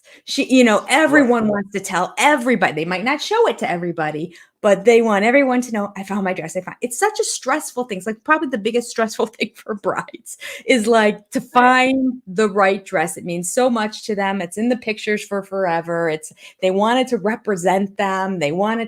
So for her to not say a word to any of them about it and just say she happened to get it, there is nothing wrong with the fact that Cody helped her pick out the dress. The problem is the lies that went along with it. Because had she come home that day and said, oh my gosh, he called me. He called me while I was there and he came and I found the dress and I'm so excited and I want to share it with you. Maybe they wouldn't have been thrilled, but oh my goodness, would that have been way better than to keep this whole thing as a secret? She's so dumb. I'm sorry. Right. I can't. Well, because that's kind of the thing too. Like that's one of the things that I've always said. I think I've said it before when talking about this. Like when you have those kind of secrets, those secrets make your relationships vulnerable. So, when I talk to my friends, especially anybody, like I have cousins and stuff when they get married, like, look, man, if you go out and something happens, you need to come home and you should be the one to tell your lady this is what happened. Because if she hears about it from somebody else, especially from somebody, I'm gonna be honest, especially from somebody she don't like, then your ass, like, it's gonna be all kinds of problems. You just inviting bad juju into your relationships. So go ahead and just look, it might hurt at first, and maybe it's embarrassing, or maybe it's gonna cause a little bit. What do you mean you went to just have that conversation with her because it's better it came from you than from somebody else. The second thing, as far as that conversation goes, I'm gonna tell you right now what Cody did when he revealed that was, and the look you were talking about on Robyn's face. Mhm. Everybody's been out with like some friends, and then somebody, usually the guy, will say something that's gone too far, and you can look at his wife and be like, "Oh shit, they gonna fight in the car. It's gonna be a long ride for somebody." Mhm. You're in one of those situations like, thank God I didn't come with them because Mhm. they come with me. Mhm. Car ride. So yeah, that's the look she had on her face, like, oh, I'm gonna tear your ass up. Why would you say that? Why would you say that? Did anybody ask you? Well, I thought it'd be a good story. Nobody asked you anything. Next time you think you want to say something, you don't say it, and you look at me, and I will. Mhm. I'll follow the script. And if you don't keep it down, I'll just put my hand right over your mouth. Yeah. I'm gonna set you up. Mhm. You know what's funny? Because she doesn't really get handsy until they start talking about that money. I'm just saying. That's like, Because he was saying a ton of dumb stuff before that, but yes. as soon as it was like, well, this is how we're gonna split the land up. Oh, you shit. Don't say anything you're gonna regret. Right? Don't say nothing. They taping this. Like, you That's gonna right. mess the case up. Yeah. Big shout out That's to so Tanya Johnson true. with a $5 super chat, a super sticker. Thank you so much. Tanya, Appreciate thank you. you. Yeah, man. I see a lot of that stuff on this show, and I'm like, that's just a bad look. That's the bad look. It's really But bad. then, speaking of like the preferential treatment, we have to talk about the 10-day honeymoon. The 10-day honeymoon, because Robyn had to address that because again, this is something that she took a lot of heat for during the time of the show. People were like, "Why the hell she get 10 days? Janelle got a weekend. I think Mary got a pretty decent thing. Well, both of them quit their jobs apparently. Go on honeymoon. So that's the way they did it. Christine, he didn't even think about giving her a honeymoon. No. But when she wrote about the 10-day honeymoon, she said, sometimes I worry that it seems, and this is one of the funny things that she kept saying, like, sometimes I worry that it just seems like this, but it's not what it is. You're right. Sometimes I worry that it seemed as if I was getting preferential treatment because y'all don't know no better. Y'all don't know. I wasn't. I got the big wedding followed by a long honeymoon. However, the honeymoon was both necessary and special to me. I never asked Cody for a 10-day trip, but he must have had a sixth sense that was something important wow, that's terrible. So had a sixth sense that it was something important for us. And this is the crazy part. Just put it together.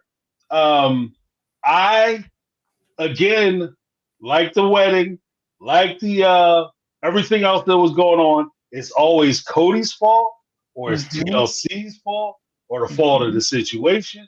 But she has no responsibility. And frankly, it bothers me that she has so little input in her own life. You know what I mean? That you're sitting there acting like all this stuff is happening to you, as opposed to you actually being a participant. Before I give you a shot, I had Miss Skinner, Teresa Skinner in the house. Down in our super chat. Robyn showed what kind of sister wife she was. Yes, she did. Right off the rip. Yeah. Thanks, Teresa.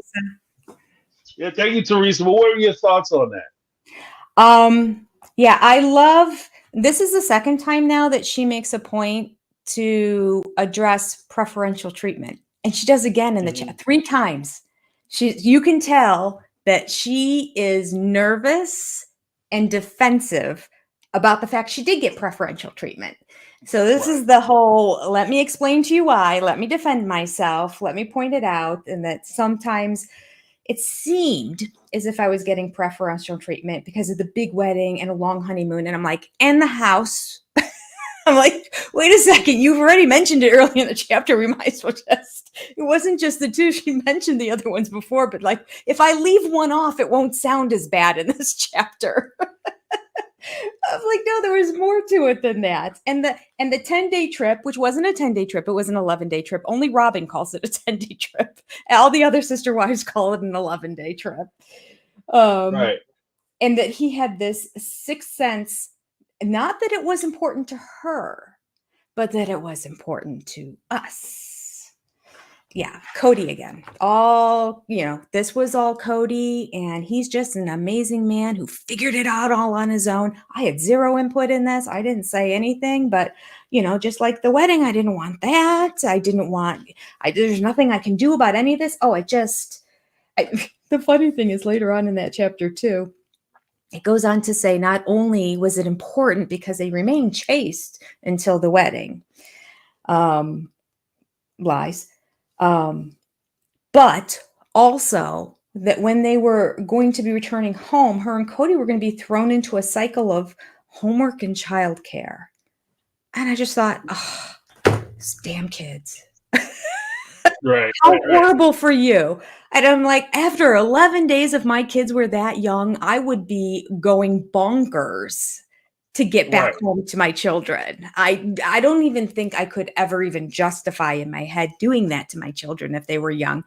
And then having them, after they have to meld into a family, they stayed with grandma, which I will defend Robyn on that one. Because if I were her, and again, it's always so hard to put yourself in the situation when you would never be there. But if I were her, knowing myself and my relationship with my kids when I was young, if I were to pick up right after we got married, after I made the choice that we were all going to be living separate for the past 8 months, and then I'm going to go on this 11-day honeymoon after the wedding, I would be nervous about them feeling comfortable and acclimated into this new house, this new environment. Everything's different. And I would say, go to grandma, have grandma watch you. You're familiar. Grandma's watched you before. They're comfortable there. So that is the only part, like very few times in life. I actually have a video coming out where I defend Robyn, and I'm like, one and done. Enjoy it, people.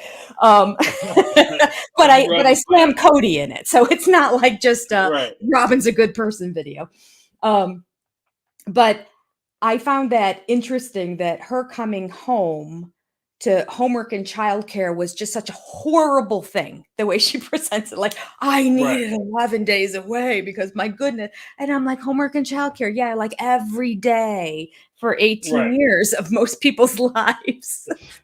I don't get 11 days off. Well, you know what? Because I thought at the time when I read that stuck out to me too, because the things she was complaining about were situations that were already in existence. This is a lot like her complaining about, well, we were going to get married in December, but as it turns out, there just happens to be holidays in December. Who knew? Like, this is something that was already this is going on long before you were born. So what are you talking about? You had no idea this was going on. The fact that you got to go away on an 11-day vacation and then you're going to come home and you have to deal with kids. Yeah, that's what happens when you have kids. Welcome to the bright world of being a parent. You go away, you're incorporating these kids into your family. Technically, I agree 100% with what you said as far as if you got married and the kids did not quite have a chance or an opportunity to meld into the new family, then yeah, it makes perfect sense that you would send them to their grandmother. However, they talk about how they had dated for over a year and they had spent the last 6 to 8 months living in Lehigh, where you could have had the opportunity, especially if you would have moved in with Janelle, you would have had the opportunity for your kids to be completely acclimated within the family when you got married and when you went to your honeymoon. Now, you were more worried about working it out with Cody, and by working it out, I mean working it out all the way out, because I don't buy the chase stuff either. So you were working it out with him, but you weren't working it out with them. You weren't working it out with the family. So, the whole idea, like I said, the 11-day thing, it just tickles me that, again, this is another thing that I know a lot of you guys are talking about it. And there's another point too. Don't tell me what I think. Stop telling. Like that's the one thing that both Robyn and Cody do that like above most things that just annoy the shit out of me. And I'm gonna use that part of my French, but that just annoys the hell out of me when you say that what I think. I know you think that I'm getting preferential treatment. You don't know that I think you're getting preferential treatment. And the fact that you can acknowledge or see where I would think that lets me know that you know that you're getting preferential treatment. You know that's the case. So Mm-hmm. again, you're admitting to stop admitting stuff, Robyn, before you deny it. That's all I'm gonna say. Mm-hmm. Mm-hmm. Yeah. But how about the part? Oh, Go I'm ahead. sorry. Go ahead. I was I gonna was say, what about the part where she go, blames go James, go James, go James. like, yeah, no, you have you. And it caused crash. But we both stand on the side of the road, wait for the cops. But how about the part of the story where she blames the previous marriage as to why she needed to have this time? She says, since we believed in remaining chaste before marriage is what you were talking about, the honeymoon ushers in a new part of our relationship. Those 10 days were especially important to me because of the hardships I had been going through in my previous marriage. In addition to this, since I already had 3 kids, the minute we returned from our trip, Cody and I would be thrown into a cycle of homework and childcare. But again, at the time, that's the benefit of you having sister wives, right? Because they Right. will be able to help with the homework and childcare, right? How it's And supposed the to fact, go. right, right. And it just and a weird part to me was the fact that she used her previous relationship as a fulcrum point to try to blame that on why you were allowed to have a 10-day vacation. Yeah. Because Yeah. in my mind, I get it. There could be issues and traumas and things that you suffer from a previous relationship that honestly you should deal with before you get into another relationship. You Mm-hmm. shouldn't be trying to take it into the next relationship and heal yourself during the course of the next relationship because you actually stand a better chance of screwing that new relationship up with your old luggage or Yeah. old baggage from your previous relationship. Mm-hmm. So like that would have been that to me. That's a non-excuse excuse. But Yeah. I'm sorry. What were you going to say? Well, earlier I was just going to talk about how when she says, "Oh, I now understand that the dress situation was like a bad thing," and then it's, "I now Yeah. understand that the wedding was probably too much, and that hurt their feelings." And so she gets Right. back from the honeymoon and goes, "I now understand that 11-day honeymoon was hurtful to my sister wives." I don't believe any of that, first and foremost, but she proves that she knew that this was going to be hurtful. One, because planning the wedding, she tried to incorporate all the sister wives so she could make it like, this is our day. Because I know that Right. if I do this big grandiose thing and you all just happen to show up that day, that it's not going to go over well. Two, she told Cody he had to call each of the wives when they were on the honeymoon. And she did this because she knew that they were hurting back at Mm-hmm. home. So she said every day, you need to call them. So again, here we go with the whole lives. Like, oh, I just learned this. I just learned this. But yet you cross reference it with what she says later on. And she admits that, how did she even put it? So, okay. I made sure Cody called all of them several times during our 10 days away, 11. But not all my sister wives took his calls. Oh, wait a minute. You now realize when they wouldn't take his calls? When you were on your honeymoon, they refused to accept his calls. You didn't get clued in at that point that Right. possibly they're a little miffed about this situation right now. Oh, she's a piece of work.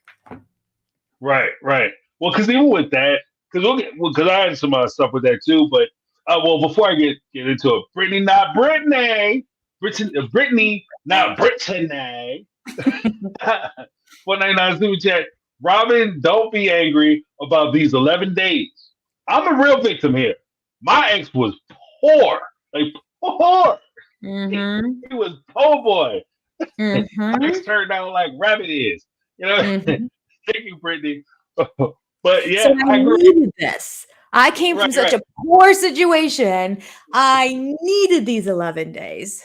right. Complete disregard for the OG3 who spent 15 years poor as she Right. was. They were poor like my ex, so that's what they deserve. I'm There you rich go. at heart.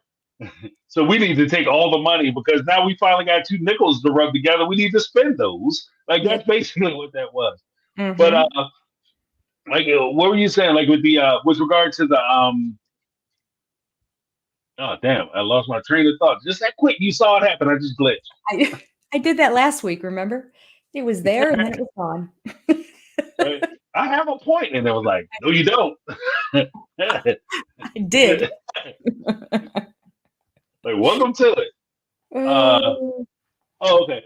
Oh, so there was a point where they talked about the calling them, and the excerpt I had was I understand now, and like you said, the whole thing of like now I understand. Now these things happen. Now I understand. What that to me kind of indicates, or is more indicative of the old phrase of it's better to ask for forgiveness than to ask for permission. And Mhm. that's where I think that like Robyn, when especially in this time, that's where she was living. It's better for me to just do the thing that I want to do, and then I'll deal with the fallout later. And then when the fallout happens, she relies on the whole thing of I didn't know, I had no idea. Now I understand that it was wrong, but I didn't Mhm. know that before because I'm so innocent and young. The truth of the matter is that Robyn at the time, even though she was younger or junior to the OG3, she was not a baby. Like Robyn Mhm. wasn't coming out like I guess a traditional footloose. That's a shot, but she wasn't coming out like a 17-year-old young bride. That she was Mhm. married into the family. And she just didn't know how to do things. Like you're a woman of the world, and we'll actually talk about that in a little bit, believe it or not, because Robyn does address that. So, Mhm. Yeah, and um, she also, along the lines of that, I think has spent her life getting her way with men. And mhm, she can just bat her eyelashes and talk sweet and have a little smile and things went her way. Well, that doesn't work with sister wives. right, So I right, think she's shocked when she gets back. You know, she said, I just thought I'd come back and everything would be fine because we're married. That changes nothing. That changes right, nothing. Like, if anything, it's probably going to bug him even more. Like, right, she's here for good. There's no getting rid of her right. now. But Oh, she seems to segue. think it was going to be rainbow and sunshine afterwards. I'm like, no, you cannot bat your eyelashes at these women. They're not falling Right. for it. I'm sorry. Right. Well, I mean, I think that that's also the difference between like when you're dealing with real women. Like so, and by real women, I don't mean like all of a sudden Robin's plastic, but it's just that when you're dealing with people who are in the real world Yeah. and just the real reality of how relationships and interpersonal dynamic situations work, if you go out and somebody does something and they're used to, and this is where you can see, like you said, I agree with what you just said. When you're used to people treating you a certain way based on how you look, Mhm. you don't even think about it after a while. You don't even think of it as a superpower. You just expect that reaction. Mhm. So when she does the thing, she thinks that she's going to come back, act all innocent and cute, and bat her eyelashes, and the Mhm. other women are going to say, "Girl, you fine. Don't worry about it," Right. or do like Cody would do. But the subtle difference is Cody's trying to be with you, so be with you in a biblical sense. Mhm. So he's going to go along with it. These women have no interest in that. So they're completely immune to your bull stuff. Like it Mhm. doesn't matter. This is the equivalent of what is it? A pretty girl that never gets a ticket. Mhm. The minute she get pulled over by that female officer, oh, you getting all these tickets. Mhm. You might as well go ahead button your shirt back up because you're about to get you catching all this fire. Wow, Lindsay B with the $20 super chat. Look at Cody should you. have told Robyn a modest wedding and a short vacation. Take it or leave it.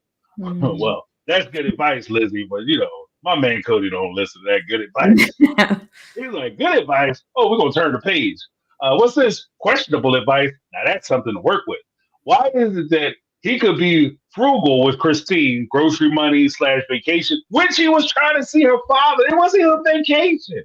She was talking about what Lizzie B is talking about is when Christine was saying she wanted to go back and visit her father. Cody said that she could save up her grocery money so that she could get it together so she could go see her dad who was sick. Like that's crazy to me. But super lavish with Robyn. Like, make it make sense. There you go. Hashtag like, make it make sense. Mm-hmm. That's right. Thank you, Lizzie B. Thanks, Lizzie B, Lizzie. you wanted to moderate. Appreciate you. So true. Yeah, but I mean that's an excellent point. Like you said, like with Robyn, it's like, oh, you can have your own place. These women are sitting there struggling, trying to figure out how they're gonna feed their children. I'm sorry, not even their children. That's I misspoke. How to feed their children because these kids are Cody's kids too. It's not even like the responsibility just lays on the shoulders or backs of these women when he's the one that made these kids. He had just as much participation in making these children and bringing these kids about as these ladies did. So it was his responsibility to make sure that they were clothed, fed, they had a roof over their head, and if they could participate in anything, that was his responsibility too. But when it came to them, now we got to make it work. We got to make the dollars last. But as soon as the money starts rolling in, anything Robyn want, no, girl, you can have your own place. No, you want to get married? Let's have a big wedding. No, girl, you want to get that dress? Not only let's get you the wedding dress, but as she talked about later on, when they got the dress and they got married and they wanted to do the pictures, she had a dress made. She had a tailored dress made. So that's not a cheap thing. That's not a little bit of cheap expense. So she had 2 dresses for the wedding. She had a wedding dress that she changed it to. Then you go on a lavish vacation. Then, and at the same time, these women are at home, and that's part of the thing that's not talked about either, or I haven't even really addressed. But it's not just the fact that they're on an 11-day vacation, but how are you going to be on an 11-day luxury vacation when I'm here to eat peanut butter sandwiches? Right. I'm sitting there trying to put together what they used to call jam sandwich. You take 2 pieces of bread and jam them together. And you sit and eat bread sandwiches. Like, no, I'm going to be pissed. And yeah, I'm not picking the phone up when you call. So and that's another thing. Listen, I'm sorry, I'm about to go off. But up the hell with it. How are you going to call me on vacation from a beach? You're going to call me from a beach and you go, hey guys, what's going on? Oh, it's snowing there. Guess what? It's so nice here. No, I'm not picking up the phone. Yeah, I'm pissed off. Are you kidding me? I haven't seen the beach. I haven't had no sand between my toes. And you're going to call me and like you're rubbing it in. At some point, you're rubbing it in. Yeah. So the whole idea of, oh, you need to call your wives. Tell them what a good time we're having. Like, right. Are you trying to start a fight? That's what I'd ask Robyn. What are you trying to go home to? Like, there's 3 of them. Kids. You're going to be fighting kids off your back, trying to get out the house. Like, it's going to be problems for you, Jack. So, no, we're not going to call them. We're going to call them, and I'm going to leave them a message to call me when they want to talk to me. Or we'll call them in the evening. I got to set time aside where I can actually have a real conversation instead of that, like, because Cody, they taped one of them. Not this last thing. They taped one of them where Cody had called Mary, and they did like the little teenage mouth breathing stuff where they just on the phone listening to each other breathe. Like, that's not even a phone call. So if you're going to call me from vacation because I'm sitting at home, let's have a real conversation. Hey, how's it going, James? What are you up to? What was your day like? How's everything? What happened at work? Oh, I know you had this going on. Show me that you were involved with my situation. That you understand what's happening with me. That'll make me feel better because at least that way you're away and you might be having fun, but I still feel like we're connected as opposed to you just being away doing your thing. And like, yeah, we went to the club, then we came back, we got something to eat, went to a fancy restaurant. You know, I like steak dinners. So we went to the Palm. That was like $200. And I'm sitting there eating my bologna sandwich. Eat my cucumber sandwich, pissed off. Like, what are you talking about? Yeah. They were living high off and it goes back to them being home, trying to get the food together and feed everybody. They're on this luxurious vacation that, again, just as you said for the wedding, okay, TLC paid for it. Does that mean you have to take all 11 days? No. No. Right. And let's be honest, because even then, I think the TLC shot for half of them. Like, they might have shot for 4 or 5. and they gave them the rest of the days. They were on their own. They probably paid for it. Yeah. Absolutely, because there wasn't enough content there to, they probably had a few days in a row. They had a couple activities planned during the days, and then they had the rest of the time by themselves, even though Robyn claims she felt like she needed another vacation because it wasn't right because cameras were there. And I'm like, they were not there for 11 days. We didn't see you going there. We didn't see you coming home. We didn't see, I don't believe that. Because what are their scenes? Because their scenes were essentially, we saw them in the hotel room, we saw them on the beach hugging each other, we saw them go surf and try to surf, and we saw them go down those zip lines. That was it, and they went to dinner. Did they go to a zoo too? The San Diego Zoo, maybe. Yeah. And that was it. And that was it. Yeah, that's not 11 days worth of stuff. No, I mean, a few of those activities could easily be done in the same day. Right. A few of them could be done in the same day. The dinner could be like. You do the zoo, zip lines, and the dinner. That's one day right there. Yes. Lynn Skinner with the $4.99 super chat. $4.99 for the French job. Yeah, I'm trying to keep it clean here. I'm trying. I know. I'm Catherine Ferran has negative influence on me, and she made a comment that like they almost got me to slip here today. Pull it out. Yeah, you don't get me cool. It seems like every time we talk about Cody and Robyn, every time I talk about them, I'm right in the, like, I try to keep it above board, but I'll be right there and I'm like, the hell with it. Like, we going all the way in. Because it gets me worked up. Thank you. Teresa Skinner with the 1999 super sticker. So generous. Thank you, Teresa. Awesomeness. Brittany, not Brittany, down 99 super chat. Logan was rationing eggs and they're frolicking. Yeah, that's cold blood. You're right about that. Mm-hmm. Yeah, and then they had that boy get up that early. Like, he makes breakfast for his siblings, and you guys out there complain about you have to come home and do homework. And he didn't make any kids. Like, these are your children. You better get your ass home. Don't you got babies? Thank you, Brittany. Not Brittany. Thank you, Brittany. I want to point something else out too. Talking about how dumb and ignorant, or just lying, or probably a combination of both. We have Robyn in this whole chapter when she was talking about thinking she was going to come home and everything's going to be okay now. She didn't understand why people were upset with her. She says, okay.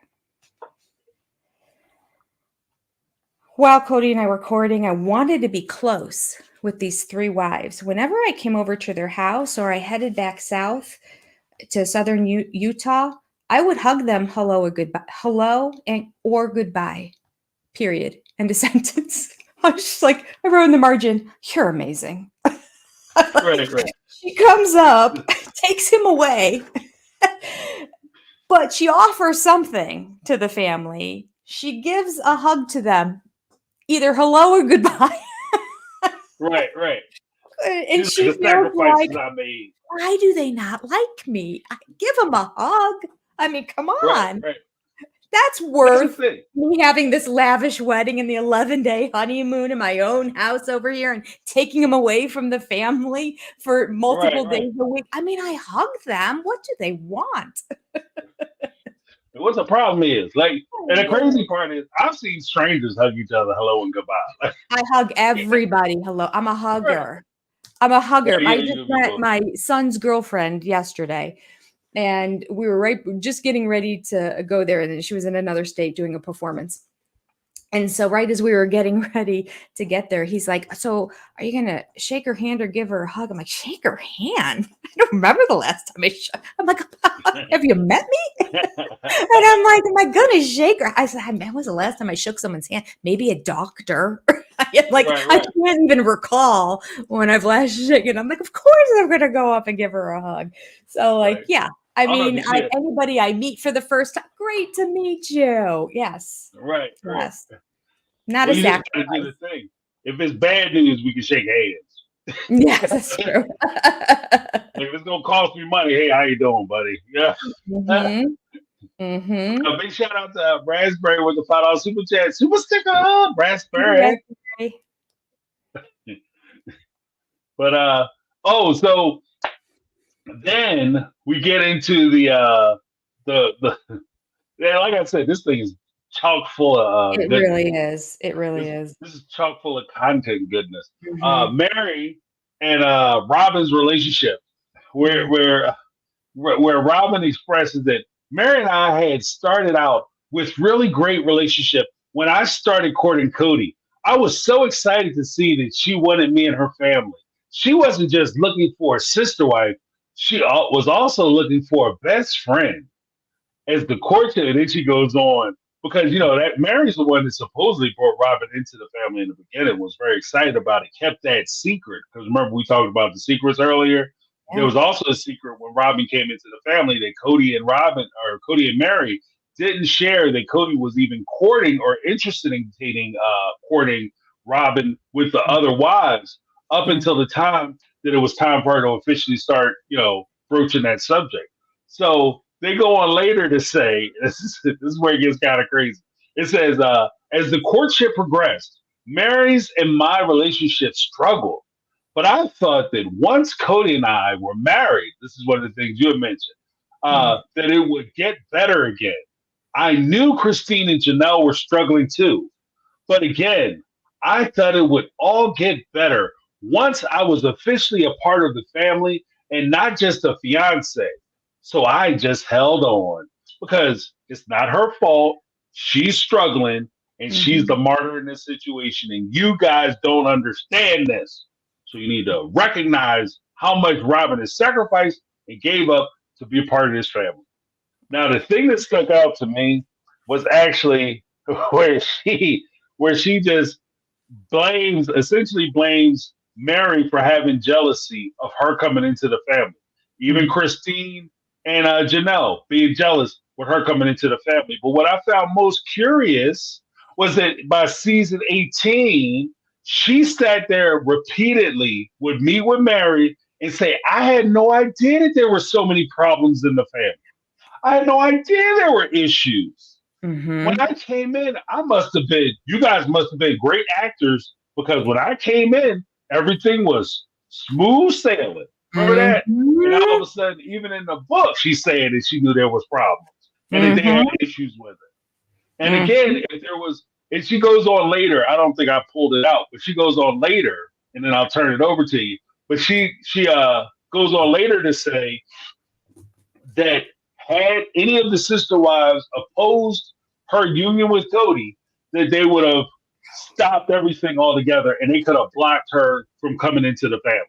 Yeah. Clearly, that's not the case No. because they were struggling, which Right. means that they weren't all on board with her coming into the family. So, what Mhm. happened to the veto power? That's all I'm saying. Yeah. No, I completely agree with that. I wrote that all over my margins too. And actually, I have a video that I've started to. It's going to be a little bit before I get it together. But on that last topic, actually, that whole comparison of Robin playing the was it me? Did I miss something? What Right, happened with right, this family? Like, I just thought everything's okay. What did I not see? And I'm like, right, oh right, my gosh. And then this book confirming it in so many ways, just proving that, like, a year after they're married, or maybe in the first year, she's already in counseling with one of the sister right, wives. And she admits that and this book was written just like, what was this? Like the second year, I think that she admits second or all the third way year because in they had this that yeah, Christine and her are still where her and Janelle are getting better, but they're still right, working right, things out. And her and Christine, not quite there yet, but right, she sees promise in the future for them too. This is the beginning of the series, so right. that is maddening. So that was something that I've been trying to pull together for that. But I also her saying um, if they truly hadn't wanted Cody to marry again, it would have been simple for them to Mm, forbid. It would not have been simple for them to do. That is not how the no. hierarchy of this relationship was set up. And they already had it was if both of them objected, it would have been 2 against 2. So somebody would have had to bend. And of course, Janelle liking the whole family kind of thing. Christine was on the outs. There's just no way Right. around. She said she was open to it, and then she thought it was exciting, and that I think that's her. I think that all of that is kind of BS, and that she was trying to be a team player. So she's saying the words that she needed to say at that time, although there's all those cracks that we can see where she's like, she better be great. Like, I'm not really thrilled about this, but yeah, I think I see it. And even if she did, let's go back and say at the beginning of their courtship, I'd have to actually track. I wonder if she was even pregnant. Was she pregnant at the time of the beginning of yeah, she may have been, right when they started courting, that she was pregnant there already. Because it was like 6 months of courting and then 8 months of an engagement, but the baby was born before the wedding. So, could have been. So for her to say it would have been simple for them to forbid it, she would have been outnumbered.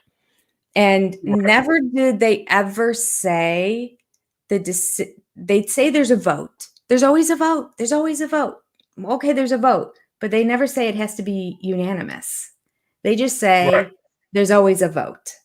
And we know Christine was not on board with this, and here she is having a baby and that. But she, even if she at the beginning really was like on some sort of pregnancy hormones or whatever, and said, all right, I think the idea of you maybe courting somebody else is okay.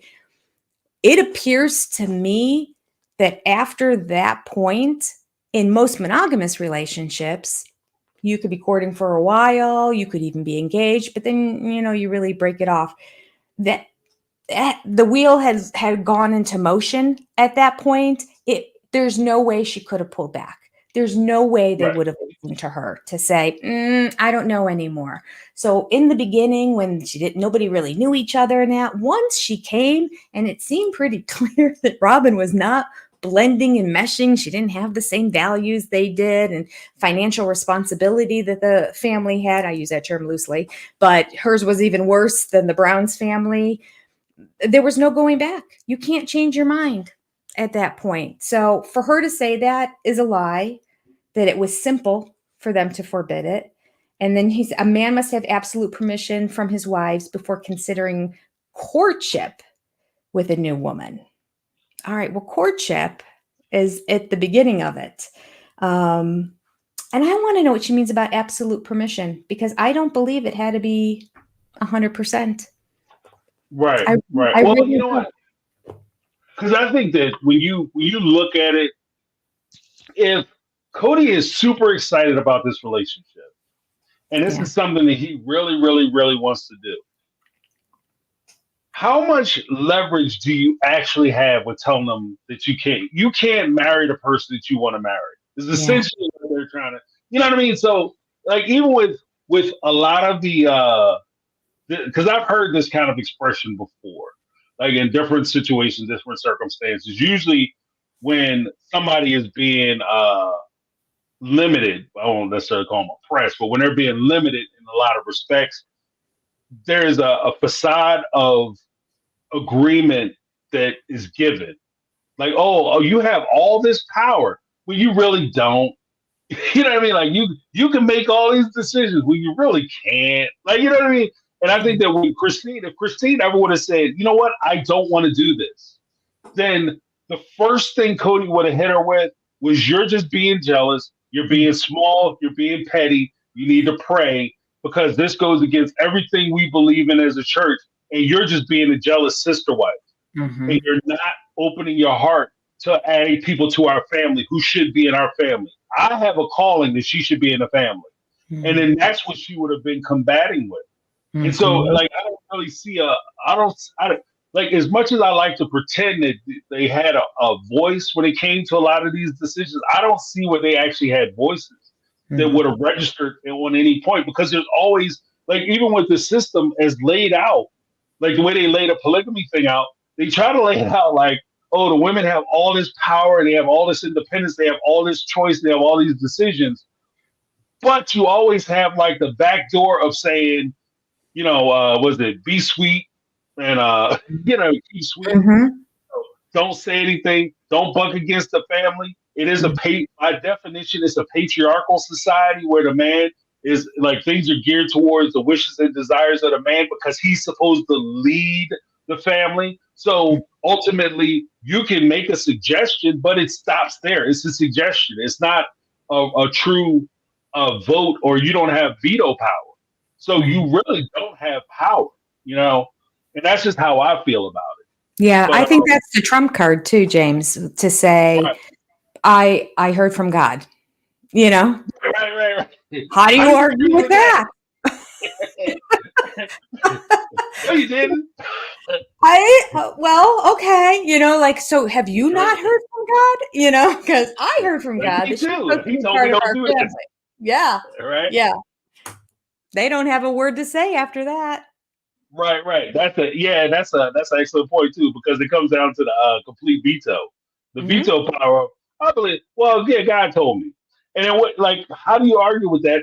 Other than, well, I have a message from God too, and in my heart, I feel like we shouldn't do this because God put a message on my heart.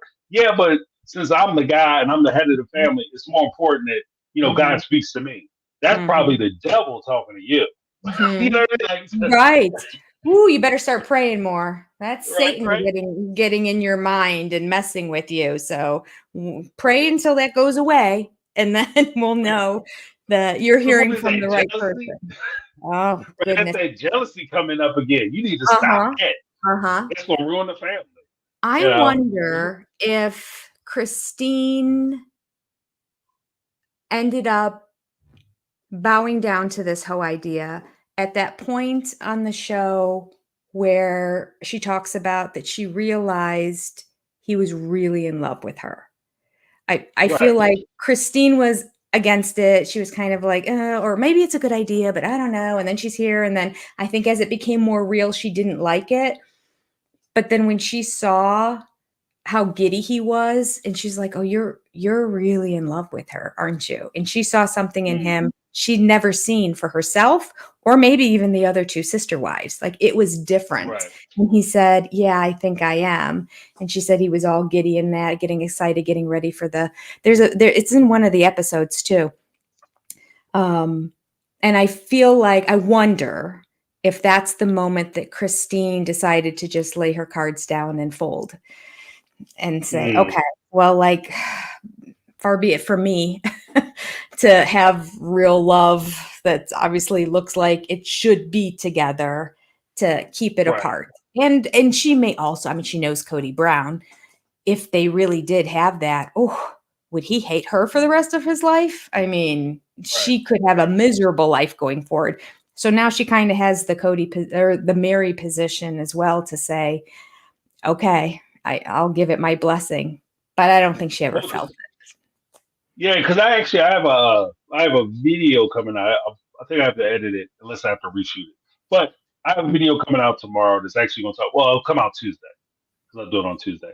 But it's actually talking about that, because it's pulling I pulled that clip that you're talking about where he's sitting on there. Like, I was sitting on Christine's room. I was sitting on the bed and I was openly weeping. And I couldn't figure out what was wrong. And he was crying at that moment. Like, he was crying then, thinking about it. And Christine was like, yeah, I remember. And she's ready to start crying. And like you said, you could see in her face that she understood at that moment that it wasn't just, this is a person whom he was bringing into the family. Robyn wasn't just a person he was interested in courting or dating or adding to the Brown family. He was in love with her. Like, he was in love with her. And that's kind of what I was saying earlier. I think you were saying it as well. I don't want to put words in your mouth, but I think you were saying it as well, when it was like, when you're faced with that, you realize what your position is. Like, he might like me, he might even love me, but he's in love with her. And if given the choice, if I force him into a position where he has to make a choice between me and her, even though you've been together for 15, 20 years, in your heart, you have to ask that question. If I make him choose or give him this ultimatum, is he going to choose her or is he going to choose me? You know what I mean? And in that case, I think rightly so. I think she made the calculation and she very well may lose that bet, So it's sad. Like, it's a sad situation, because Like when she said he did that description, he thought it was a cute story to tell, but I could see how much that broke her heart. Yeah. You know, even in that moment, it broke her heart because she realized that he was gone. Like she had already lost him, and at that point, it was just a matter of her fighting to try to keep something that was already leaving. Like it was like trying to hold sand. You know, like I'm gonna go to the beach, scoop up a bunch of sand. I'm taking this home on vacation. It's just falling through your fingers. By the time you get to the car, you got barely anything left, and that's pretty much what their relationship was like. Yeah, yeah. Had he been able to control himself around Robyn and around the rest of the people when he was talking about Robyn, I think the beginning of their lives would have gone way smoother. I think that knowledge that the two of them, they have something different than none of us have with him. And then the behaviors and all that went along with it as well.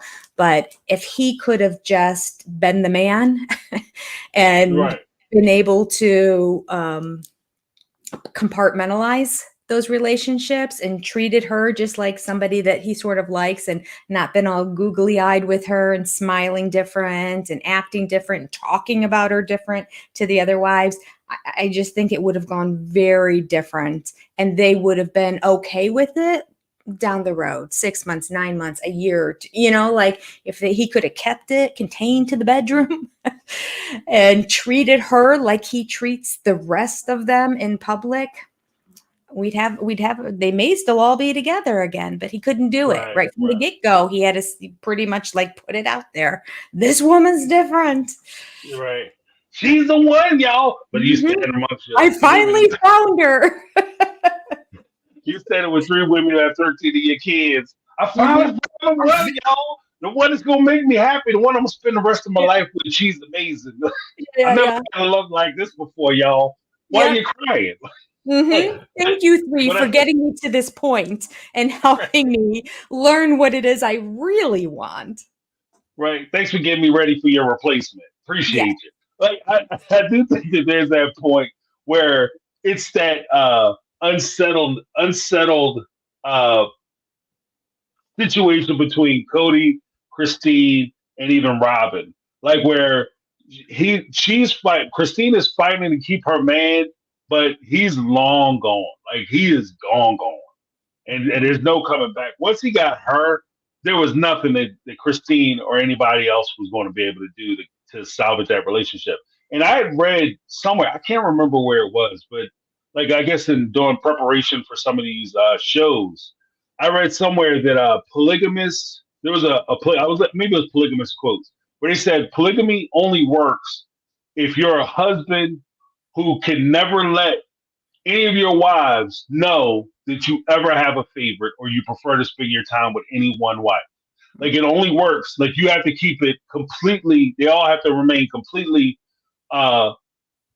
thinking that either everybody's equal or secretly they all think that they're the favorite. But at no point does anybody ever really know who your true favorite was. There could never be a consensus on, yeah, he prefers to spend time with this one or that one. Because if you do that, it won't work. It just won't work. And I think that goes towards what you were saying, like with him being so outwardly emotional about being with Robyn and committed to her that you completely ostracize the other 3 ladies.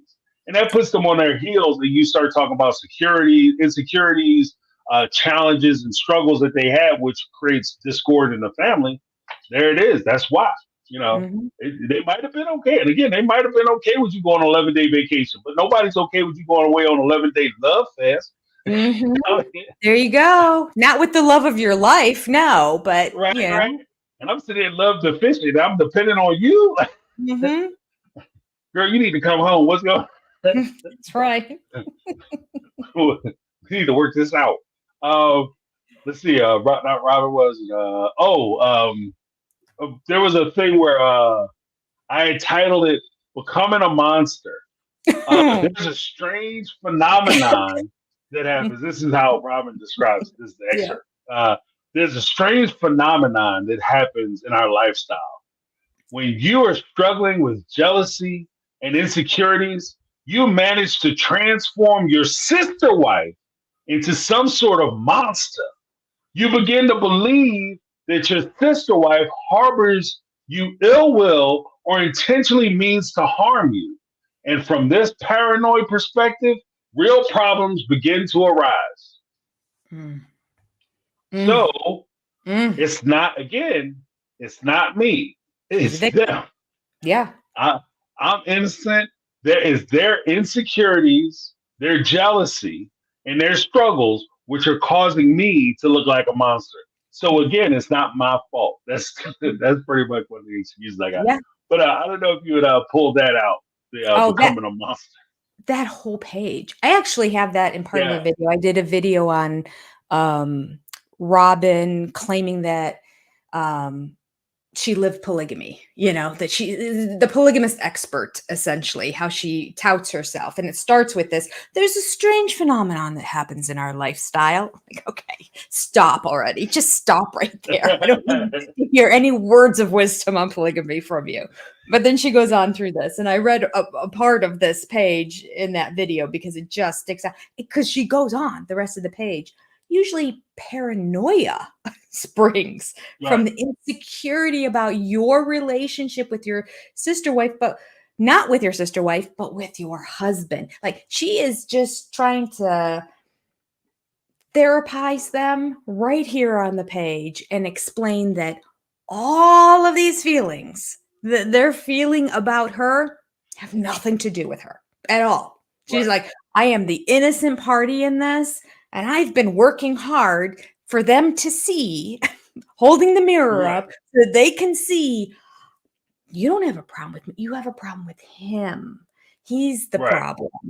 And I do think that sometimes the wives said that to her to be nice, because they were mad at Cody too. So rather than deal with, I'm mad at him and I'm mad at you, they're just like, I'm mad at him right now. So I think that there was one time that Christine said that on the show. And I'm like, I think she took that one line and she just ran with it. And it goes on and on. Often they struggle with me when they aren't feeling close enough to Cody, or when they're dealing with their own jealousy or insecurities. Here are the choices. You're either having a problem with Cody right now, or you're jealous, or you're insecure. So let's figure out where your problem is, because it's not with me. I don't think it's with me, but it's not with me. Oh, she's a piece of work. No accountability. Well, exactly. And, because there's also the aspect in it too, where if you take out the things that she's saying that these ladies are experiencing, like she says that where is it at? It's up here. Where she talks about insecurities, jealousy, like that kind of envy and being mad, your own personal struggles. What she's doing is she's saying that it's their fault that they're feeling this way, because it's not on her. It's nothing that she's doing. And technically, it's nothing that Cody is doing wrong. It's their insecurities and their jealousies. And if we look at the broader scope of how they've said that before, when they talk about insecurities, jealousies, and all those kind of behaviors, they consider those to be extremely negative behaviors. So technically, not only do you have these deficiencies, you have these sins that you're carrying around, and those sins are causing you to disrupt the family, which is creating a larger discord and a larger sin and a larger insult to the rest of the family. Like, so it's like when I read that, I was thinking of how she's not only taken herself out of the line of fire, but essentially when you start talking about insecurities, jealousies, and you're saying that you're jealous of me, you're saying, like, she's ultimately saying that it's a sister wife failing that they're suffering from. So it's your fault, and it's not real. It's not something that's real. Gaslighting. That's true gaslighting. When you're told that something that you're angry about or should be angry about isn't really a thing. That's not really crazy. There's something wrong with you. When technically, like you said, because that even ties into that, which you said that they usually blame Cody because it was an easier way for them to blame Cody instead of blaming Robyn, because if they blame Robyn, technically you're just being a jealous sister wife. So you have to lessen that responsibility by saying that you're mad at Cody. Because if you're mad at Robyn, then you're jealous of Robyn. And so therefore you're just being a bad sister wife. You're not really offended. Nothing has really happened to you. You're just a bad sister wife. So if they're mad at Cody, they get to not be a bad sister wife. And this is like one of the ways that she's manipulating this entire situation. So, like, I know a lot of times, I know I've done it where I've said that Cody utilizes the system to game the system so that he can manipulate the OG3. This is an example of Robyn using that same system that technically she also would be a victim of and being taken advantage of in gaming the other ladies using that same system.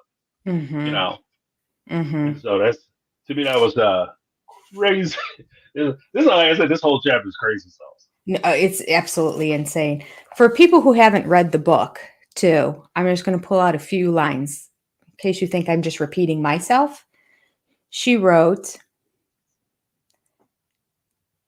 I discovered that some of my sister wives were often angry with me, not because of something I'd done, but because they felt like Cody loved me more than them, and this scared them and threatened them. Okay, Right. let me go on. By talking things out, I was able to gain a fuller perspective and realize that their issues with me were really not personal. Often, they struggled with me when they aren't feeling close enough with Cody. Like, can we repeat ourselves again? Mm-hmm. Or when they're not dealing with their own jealousies or insecurities. Okay. She goes on. I know that having a great relationship with my sister wives has less to do with them and me and more to do with them and Cody. No matter how many times you say it, Robyn, it doesn't make it true. You know, she is trying to talk herself into believing. Like I'm really working hard at trying to explain why nobody likes me in this family, and it's all Cody's fault or their own insecurities. But she takes no responsibility. Right. But I will give her one credit. She starts to take responsibility in one sentence where she says, "I feel these things myself, and I have to work on dealing with my own insecurities and jealousies and not blame my sister wives or Cody for them." So we have to have the tagline at the end, and I'm going to work on that. And I'm not going to blame my sister wives and Cody. So it's like you had to bring it back around and make sure the end of the sentence said, because I'm not going to do what they're all doing here. It's ridiculous. This whole page is insane when you just read it all the way through. I'm just like, you got to be kidding me. She's really, really, she's nervous about this whole situation. Right. Well, I noticed that even in that exchange, the one thing that's curious to me is that, because everybody's seen that situation, but when somebody says like, "Oh, you know, because I'm guilty of the same thing," like, so I'm going also. So you're trying to, like, you're criticizing somebody for a thing, and then you're going to try to put yourself in that thing because, you know, we're all fallible humans and we all got to work on things. But the one thing I noticed is that you never gave an example of how you do this thing. So instead of you just telling me that you do this thing, tell me like a time that you did this thing and that you were wrong. Mm-hmm. And how you overcame it.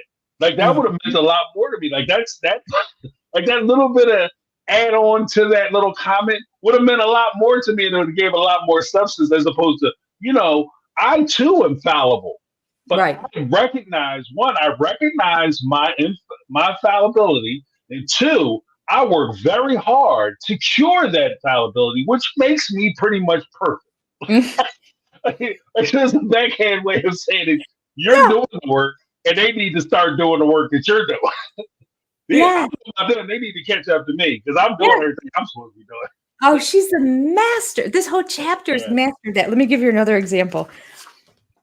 I don't even know if this is a word because I couldn't think of how exactly to describe it. So I wrote this as a self-aggrandizing compliment, which might not even be a term, but I've termed it now. And this is Robyn. This is Robyn talking. Okay. All right, where are we? She's talking about I'm on the path to developing a closer relationship with Janelle and Christine as well. So this is her, this is near the end. I jumped ahead, but it just reminded me of that last thing there. So she says her and Mary, they're great. Okay. On the road with Janelle. And then for Janelle, she says, Janelle and I have opened the lines of communication, and we have found that we have many things in common. She has amazing talents. And I just thought, wait. And I went up to my husband, who's an English teacher. I go, what's it called when you give somebody else a compliment so that it bounces right back at you? And he's like, he's like, I don't actually think there's a term. He's like coming up. So finally, I'm like, I came up with it. It's self-aggrandizing. It's like self-aggrandizing compliment. So I'm going to tell you, like, Janelle and I just found out we have so much in common. She's amazing and has so many talents. Right. Period. End of sentence. And she goes on. With the in parens, I am amazing that I have so many talents. Because we have that in common. Like, Janelle is awesome, which makes, that's why we have so much in common, because I too am awesome. I have a lot of talents too, obviously. Yeah. Right. And that's what we do. We sit around and talk about our awesomeness together. Yeah. It's crazy. Yeah, that's awesome. Like, well, because even with the because what did I have? I had Becoming a Monster Joe's. The thing that struck me too was the idea that jealousy of Robyn, where I titled Jealousy of Robyn, where she says usually this paranoia springs from it. Oh, you read that part? Yeah. We were on the same page. So it's the idea that I took from this one sentence, or at least I want to highlight this one sentence where she says, like, she talks about the paranoia springs from insecurity about their relationship, with the sister wives and the husband, and how you might be in a better situation. The last part of that blurb that you just read was where she says, Cody loved me. I'll read the whole sentence. Eventually, I discovered that some of my sister wives were often angry with me, not because of something I've done, but because they felt like Cody loved me more than them. When you stop it right there and say, Cody loves me more than them, and that's why they're afraid. She didn't say that it's not true. She just said that this is what they're afraid of. Like, I could be in SeaWorld, I fall into the tank with the killer whales or the great white sharks, and I could be afraid that one of those animals is going to hurt me, do things to me in the water. Now, maybe it happens, maybe it doesn't, and me being afraid of it doesn't mean that it's happening. But it's not saying that because I'm fearful of it that my fears aren't validated.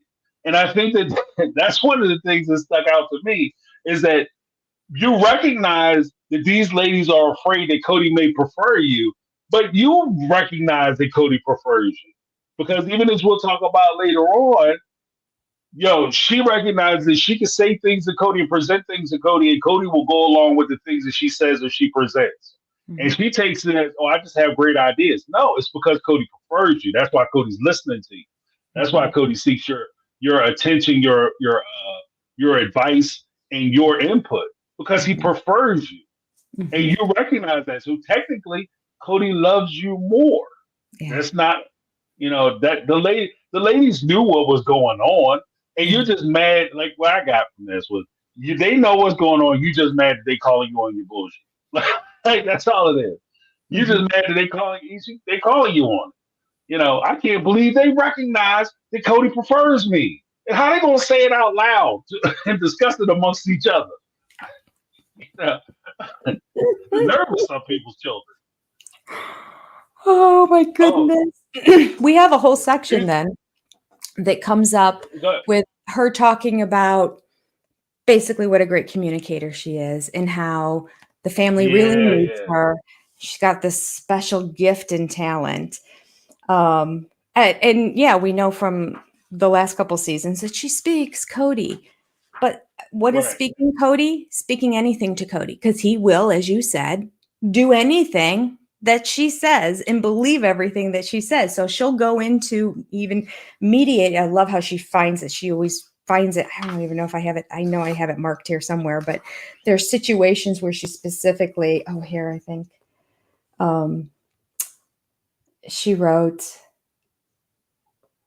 about how emotionally sensitive she is. And even the smallest issues she wants to work through. So she's again saying, it's not my fault that I baby my children. It's that I am emotionally sensitive and in tune with them, and I find it important. And these heathens that I have joined are left to their own devices.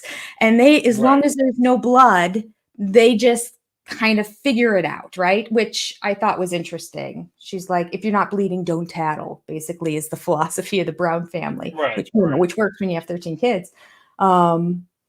And she said, for the most part, they leave it to the children to work out their own problems. Like, this is a nasty, horrible thing. And I'm thinking, okay, well, they turned out pretty great. They're pretty independent. They're pretty confident. They're, successful in their own right. They're happy kids. All right. So, we'll go ahead and leave that. So then she's talking about being more emotionally sensitive. And she says that instead of telling the children to go work something out on their own, it's my instinct to mediate. And I'm like, i.e. meddle. Like if her children are involved, and later on she goes on to say, well, I do it for the other children too. But the bottom line is she's overprotective of her kids. And she said that the wives and the older kids in the family were very critical of her when she came into this relationship because of her. But she goes on to say, no, they misunderstood. I'm special. I have a gift that they don't have, and I can speak in a way that's going to be able to mediate. And she went on at one point here to say that, like, she really, I'll find it at some point. But the wives eventually began to understand that she could do this and that she sees it like, kind of as her mission, if she will. She's like, I want to provide myself to be there when there's conflict in the other relationships. And we've talked about this before, like, yes, that's how she gets in to find out all her intel. And that's how she can, and then everyone thinks that she's so wonderful because in the end, Cody will listen to her. So all she has to do is side a little bit with the sister wife. And then they're like, that's amazing. Cody would have never done that for me. Oh, this whole section was just driving me crazy. Her talking about how amazing she is. Like she is like the counselor of all counselors, and that the family should be just grateful that she brought these amazing talents to them. Right. Well, because I think that there's a part where, like, even going back to the whole mediating between the kids, like there's a part where if we update that to season 17 or 18, season 18, where they had the conversation where they had the kids call each other and they had the whole text exchange. And then all of a sudden, Robyn jumps on the text exchange and blows the whole thing up when they were doing the thing. That is a direct result of you not giving your children the freedom or the tools to be able to negotiate and solve their own issues or problems.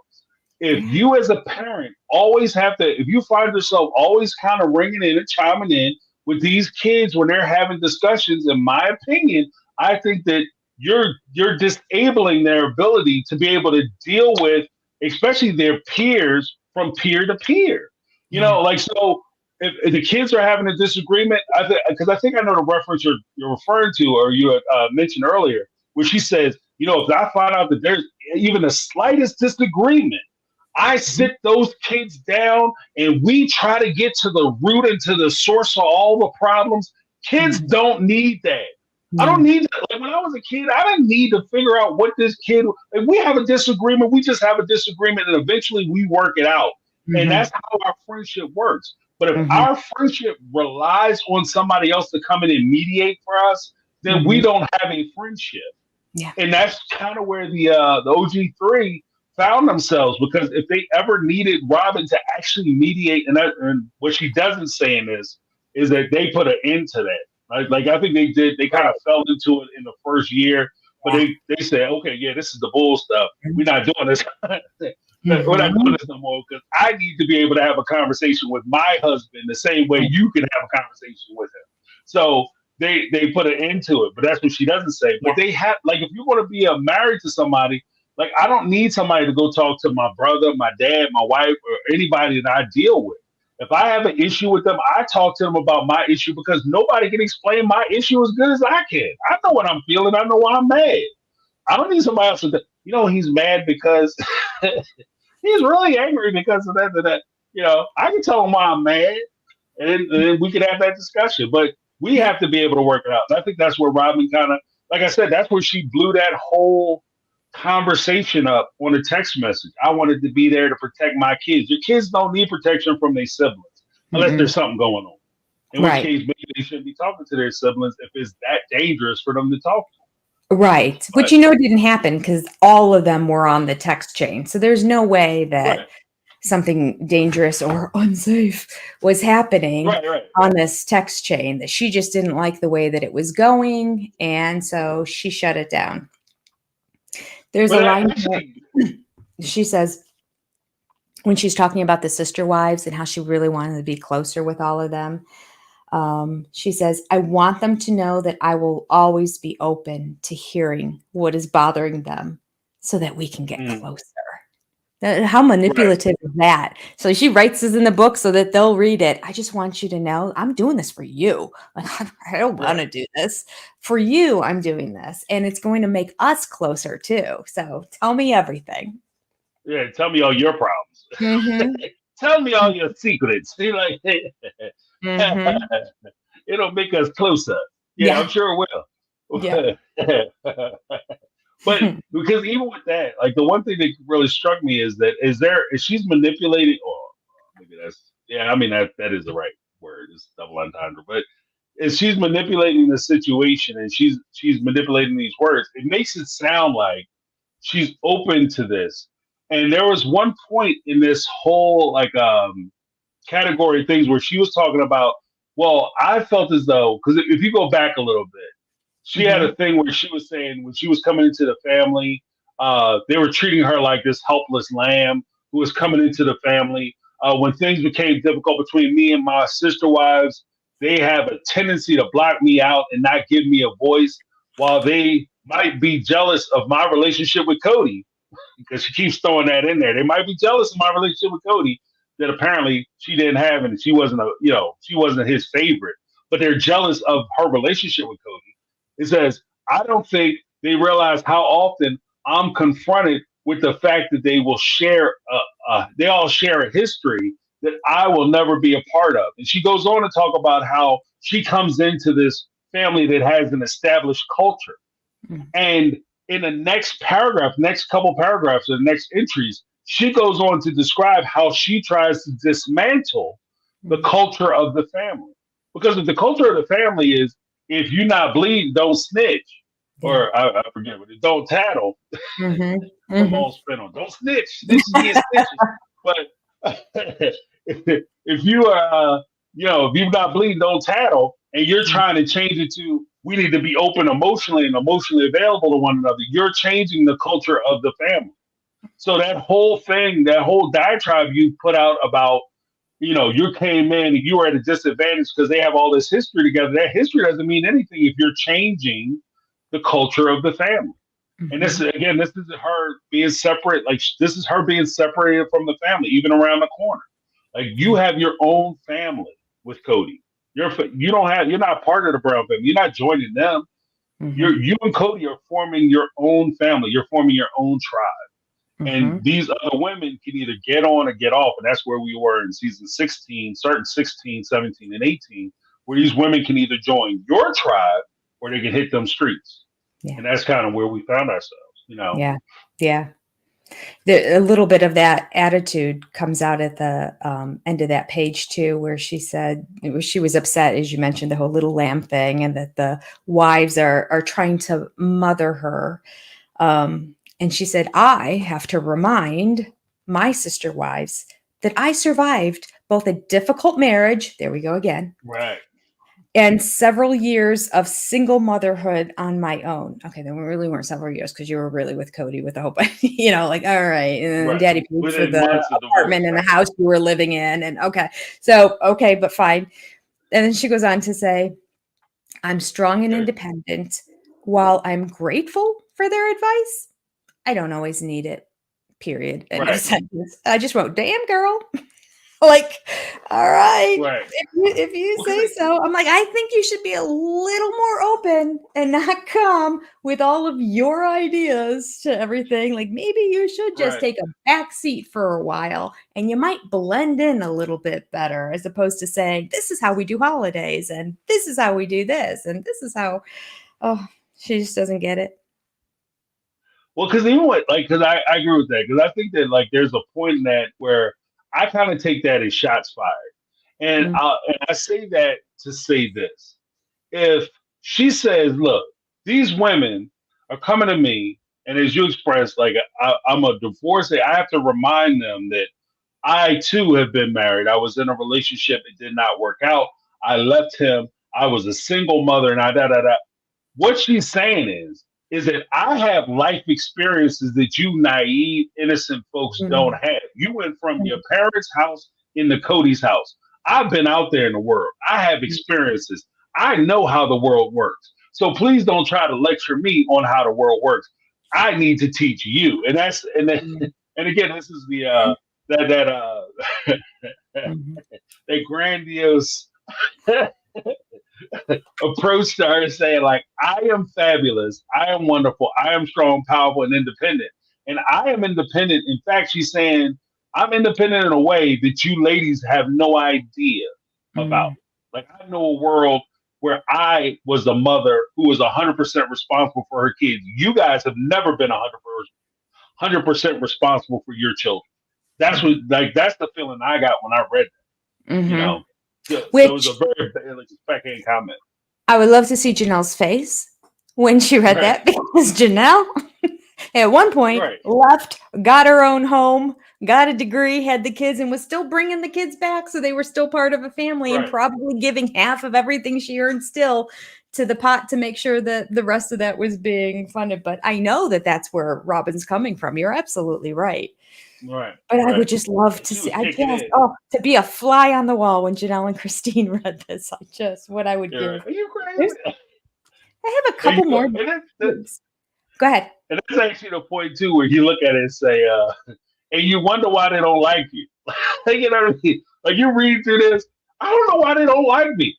This is why they don't like you. You said, like, you come out of your mouth and say a bunch of crazy stuff. Then you criticize them because they don't understand how the world works, because you've been out there doing it by yourself. Matter of fact, she had in there too, I was paying my own bills. They don't know nothing about it. Janelle is literally paying your bills. Like, she's literally taking care of you and your kids. And you're going to tell her she doesn't know what it's like to pay a bill? Are you crazy? It's insane. Why don't they like me? Let me count the ways. We've been through like 25 at least already now. Right, exactly. But you were saying, I'm sorry. I just had written, there were some more digs she had here, and I have it marked in the side here. I raised my kids to be more emotionally sensitive to one another and to be comfortable expressing their problems and concerns. But then she goes on to say that eventually the kids started to become a little comfortable with her parenting style, although they were opposed to it at the beginning, the wives and the older kids. And she says, they've begun to confide in me because they know I am patient with their problems. Oh, I just thought, like, ooh, dig. And then she goes on, they are willing to spill their guts about the most personal issues, which is something of a relief to them. And then goes on to say, I'm emotionally vulnerable to them, so they can talk to me about anything. This is a direct dig at the wives to say, you know what? Not only was my way the best way, but your children, they come to me now. They tell me their secrets. They're emotionally vulnerable with me. And what's going to hurt a mother more than anything is saying, your kid's not going to come to you in times of need. They're going to go over there To in somebody times else, of right? need. Yeah. Right. Right. And actually, I think that's more of it. Like, because even with that, I think that's more of a shot to Christine because Probably. at the time she was the one who was dealing with the kids, and as Right. it like as we know now, and it played out later in season 16, 17, and 18, when they sit there and say, "What are you gonna Piper? You're taking all the kids away." Yeah. When he was Cody was yelling at Christine. Like the truth of the matter is, I think when she says that a kid was coming to her and talking to her, I think the kid she was referring to was McKelton. And Probably. like that's my guess. I hazard that guess. But Mm-hmm. even with that, I do think that like that's an excellent point. That yeah, if you really want to hurt a parent, like if you want to hurt a parent, tell them that when your kids cry out for help. If somebody ever came to me and said, your daughter got in trouble when she cried out for help, she didn't cry for you, she cried for me. That would hurt my feelings. Like that Oh, shit would hurt me to the core. Like yeah. when she needed help, she wasn't thinking about you. She was thinking about me. And Mm-hmm. I am the one that she finds salvation in. What? Mm-hmm. And you wonder why I don't like gas? Like, another, add that one to the list. Got it. Yeah. Because I would have a problem with that. Like, I would have a real problem with that. So I Mm-hmm. think that's the excellent point. There's a lot of stuff that, might fly by some folks as you read through it. But if it was affecting you or that she was talking about you, like, you Mm-hmm. go a lot deeper. Like, I feel that. Like, I feel what you're saying. Yeah. I read it and I just thought, whew, shots fired. I'm like, Right, take the man. Go ahead. You can have him. right, Even if I'm madly in love with him right now, have him. But don't you say that right, my kids prefer you over me and that they will confide in right, you because they can't confide in me. Oh, don't. Don't go there. I'm like, that's the line that would have made me kill her. right. Like you roll up on it. That's how you get rolled Mm-hmm. on. Like people Mm-hmm. pull up to your porch. You know what I mean? Pull Mm-hmm. up to the lawn with the hammers drawn. But see, Yeah. that's the thing too, is that because there is a way that she could have said that. Like in my perspective, there's a way she could have said it. She could have Mm-hmm. easily have said, because even thinking about what you said, like as far as shots fired, she could have easily have said, there are times when, I now feel like I'm a full mother in the family because there are times when the kids will come to me and seek my guidance on issues. Yeah. And that would be fine. Like I wouldn't be mad about that. Like there would be, Mm-hmm. but that would also make her part. And here's the crazy part for me: that would make her not only part of the Brown family, but that would put her on an equal bearing with the rest of the mothers. With this particular statement, that sets her above the rest of the mothers. And that's where I find, like when I was saying earlier, I got the feeling that she had wrote this, and this was kind of like the justification letter. And I'm so awesome, but you people don't understand how awesome I am, so I have to try to school you. Like Mm-hmm. that's where I got that from because that all ties into the idea of you guys just don't recognize how great I am. I sit and I talk to them about their problems. Even with what you said, like they'll come to me and they'll tell me things and they'll tell me their little small problems and I'll Mm-hmm. try to solve them. That's something that she's doing for them, but she's not getting anything from that. Mm-hmm. Do you know what I mean? Like Mm-hmm. I'm such a benevolent person. You get to come to me and tell me your problems. I don't really get anything from it, but it makes you feel awesome that you get to talk to me about your Mm-hmm. problems. And Mm-hmm. I do that for you because I'm Mm-hmm. such a wonderful person. Like, what the shit? Like, you don't get to say that to people. Like, people lose their minds over stuff like that. Yeah. So, Yeah. And I think you're right that I do believe she probably was talking about McKelty because her and McKelty did have a close relationship. And I know that right, there was a period of time that McKelty really struggled with communicating during her teenage years with her mom and dad. And so Cody would, or Robyn, yeah, with her mom and dad. So Robyn would be the one that she would go to. But I love how she doesn't say McKelty. She goes, the kids. It's plural. right, She makes it seem right, like, all those teenagers that we have, they're all coming right. to me now. Yeah. She writes it in such a way that yeah, she's got them all at her doorstep lined up for the therapy sessions. Right, right. Because I am the Cody Whisperer, and Mhm. here's something that maybe I thought about it before, just let it go, but would is kind of a dark thought, and just bear with me for a moment.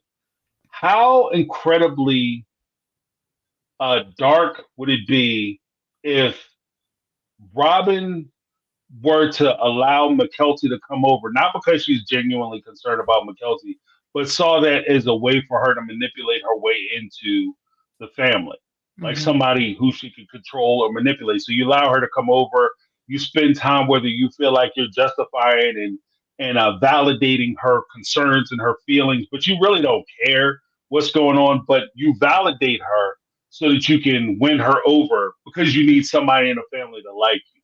Mhm. And I mean, it's so crazy that somebody would do that. I hope that it's not true. I would hope that it's not true. But, I just pose that as a possibility that just ran across my mind as we were talking about it. Like Well, that would to me would be like crazy evil. I have thought that actually in the past. So apparently we're Okay. both on the dark Okay. side, James. On the dog side. Yeah, no, I've Okay. absolutely thought that because I felt like she wasn't getting in with anybody, and her kids were, like the young ones were playing with the young kids. That was fine and all that, but the older kids, I don't think warmed up to her kids that how much they really warmed up to, because they were their siblings their whole life. So Mhm. the new kids in the family, they weren't as close and lovey with that, and so she kind of felt like odd one out, and she created this whole environment, but she's trying to figure out how to get in. And then there's McKelty struggling with Christine. So she's like, open arms, come here, Right, child. right. And not only to start to get in with the kids, or at least to have an ally so that she can be like, I'll listen to you, but so that McKelty will now go back to Christine and say how great Robyn is, hoping that maybe she will like, well, maybe Christine will like me now. Or maybe she's doing it out of Right. spite. It's possible she's doing it out of spite. Like, I'm just going to have a kid that wants to just keep coming to me. Either way, it's manipulation. Right, right. And that because what really struck me with that is the fact that that's usually what you know. I don't want to get too dark with it, so I'll go the other way. Like Okay. in the wild world of the wilderness or whatever, the wild animal kingdom. Like that's how lions stalk out gazelle. Like you stalk the one that's off by itself. And it, Mhm. even more predatory individuals in our society, a lot of times they go after the kid that's alone, that doesn't quite fit in, that's struggling to make friends or struggling to fit into a group. You Mhm. befriend that child because that child doesn't have any other resources on the outside, and that's an easy in for that particular individual. So I mean, I would hate to think like I know we put a lot on Robyn, but that would be so dastardly that I hate to put that on her because that would be like the epitome of like that goes beyond just selfish and Yeah. manipulating. That steps more into the realm of evil if Yeah. you would manipulate a child that way, especially Mhm. because there's also all kinds of benefits if she does it. Because one, she gets to end with the Brown family because you have a full fledged member who is singing your praises and validating you. She's awesome. She's great. She listens to me. She's amazing. You also have the benefit of hurting somebody who you may not like. So if she was having a problem with Christine, you're taking Christine's kid.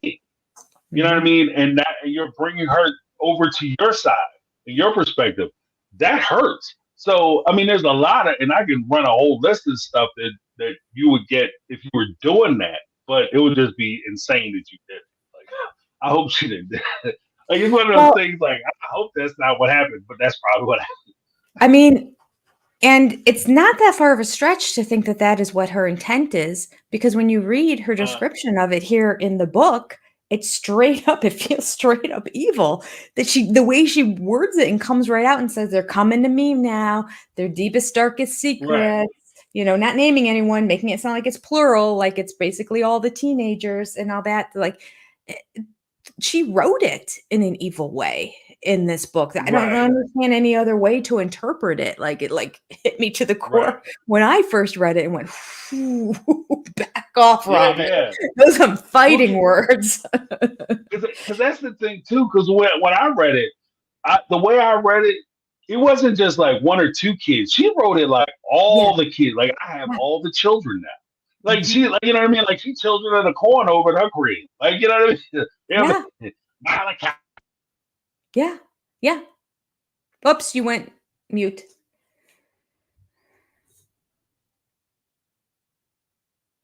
Oh, okay. Yeah. Sorry. Yeah, I got some things cut off and then turn my other stuff. Yeah.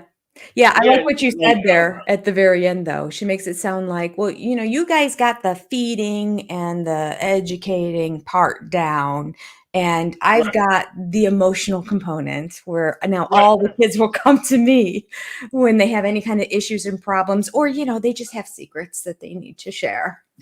Right. Them burden themselves with.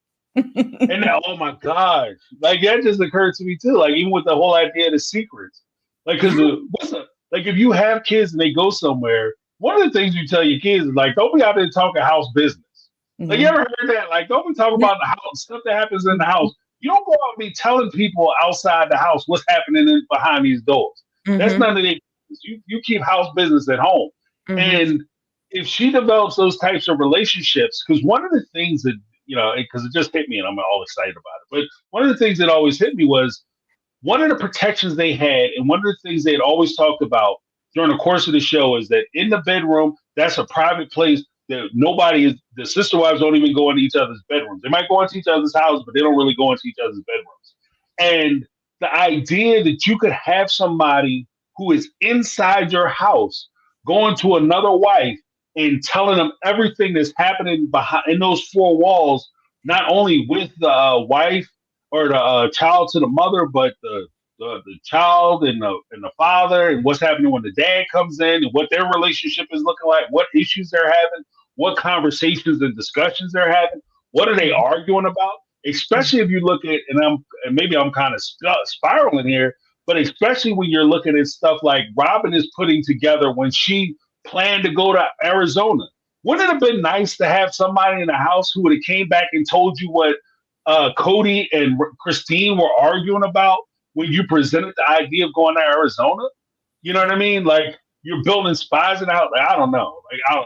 But maybe Laura's right. Maybe she's not that smart. Maybe she's not that evil, that wicked. But to me, that's kind of one of the things that, as I'm thinking about it more, it's starting to stick out. But I think it's different there. I think you can be really not smart at all, but be evil. I think they're two different skill sets. I do believe they tap different parts of the brain, because there are people who can just be conniving and just like have a gift at that. Right. But it's not well thought out. Yeah, that's Robyn. I think she's the poster child for that. Right. And that's a possibility, because like you said, like it's written in the book in a way, but at the same time, maybe she's so naive. And this is a part that maybe she does benefit from, like her naivete. Maybe she is so naive that I'm looking at it saying, well, maybe in her naivete, she thinks this sounds good when this absolutely sounds horrible. Like you should never see this, but she thinks it sounds good. It's like the guy who brags about like all the women he slept with. Like, man, that sounds disgusting. Like, what are you doing? You don't tell people that kind of stuff. Even if it's true, you keep it to yourself. Why are you telling everybody? Yeah. Man, everybody need to know how cool I am. I'm sure that's the angle she took when they approached her, because I'm sure they approached her after they read that, or at least Christine did. And I think that's probably the angle she took. But then that's contradictory to the fact that she comes in with all this worldly wisdom. And she can school them. Like she plays both sides of the coin. I'm the master of the world, but I don't know anything. Exactly. I have no idea. Oh, big shout out to Michelle Woods, the $10 super chat. Hey, Michelle, haven't seen you in a bit. How's everything going? Looking good. I've been watching Hell's Kitchen and Master Chef lately. It's strange how similar the shows are. Almost every person would sabotage their teammate to win the grand prize. Maybe Robyn should audition. That's a good thing, Michelle. Michelle, yeah, right. Thank you for the $10 super chat. I appreciate that. And Robyn should contact you as her manager, because it's either Hell's Kitchen, Chef, Master Chef, or Dancing with the Stars. So look forward to one of those three programs. Dancing with the stars. They have those Yeah. plastered smiles the whole time. She couldn't do it. Like, I Right. think it's physically impossible for her to maintain a smile for longer than 60 seconds. Well, you know, it would be awesome though, because it'll be a different take on some of the dances. Because I've never What? seen anybody do half them dances with like a mean scowl on their face. Like, you know, It'd be they got a priceless. problem. I mean, I would be all for it. Trust me. I mean, Right. there's another night of lives. Right. If she does that, it'd be amazing television.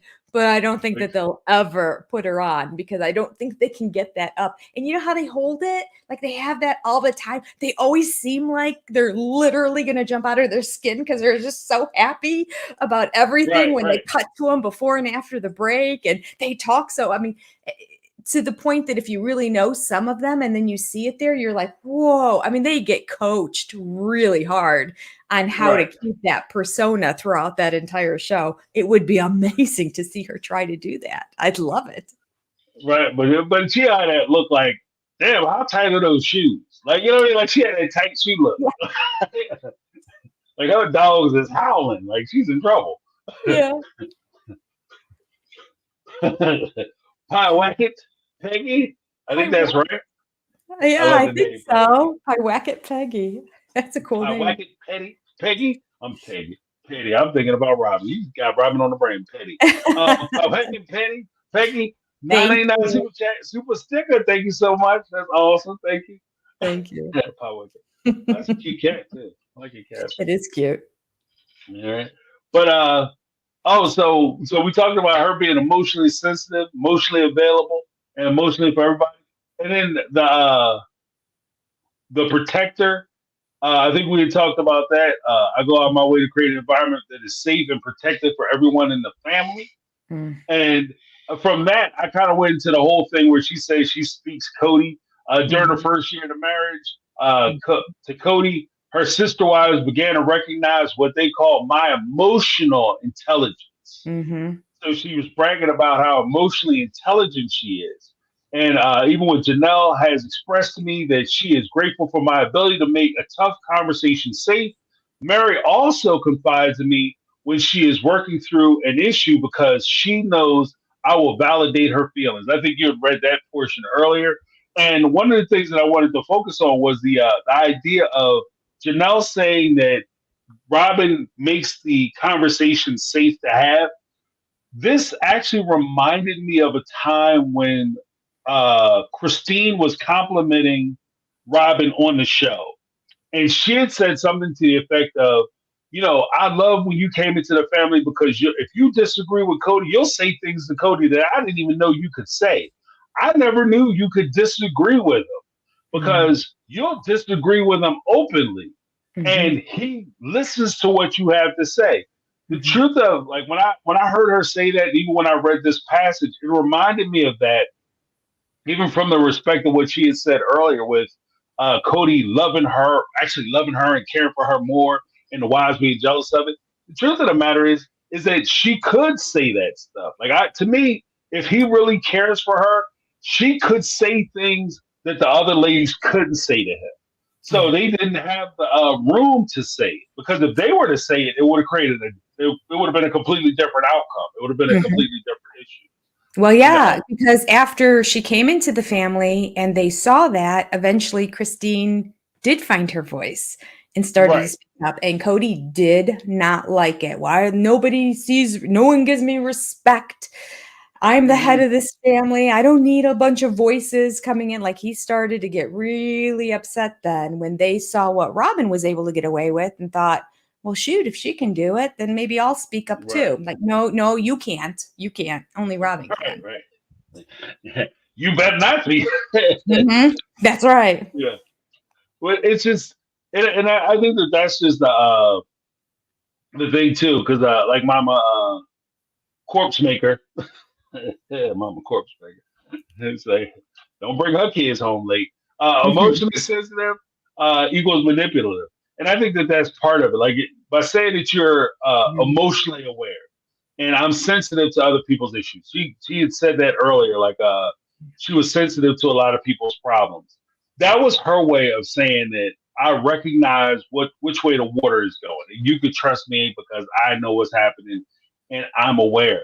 But then at the same time, this goes back to the whole thing. Like, you're emotionally sensitive, you're of the world, and these women look down on you, and you're independent, and you have all this stuff, this experience that they don't have.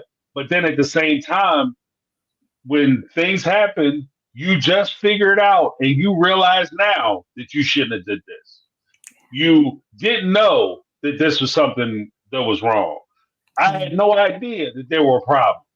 And like, you were emotionally tied into these people, but you didn't realize that there were problems throughout the rest of, like, in the early years of the marriage. Like, when we first got married, I thought everything was perfect, but you were emotionally in tune with these people who were miserable and struggling. Right. It just doesn't match. It doesn't match.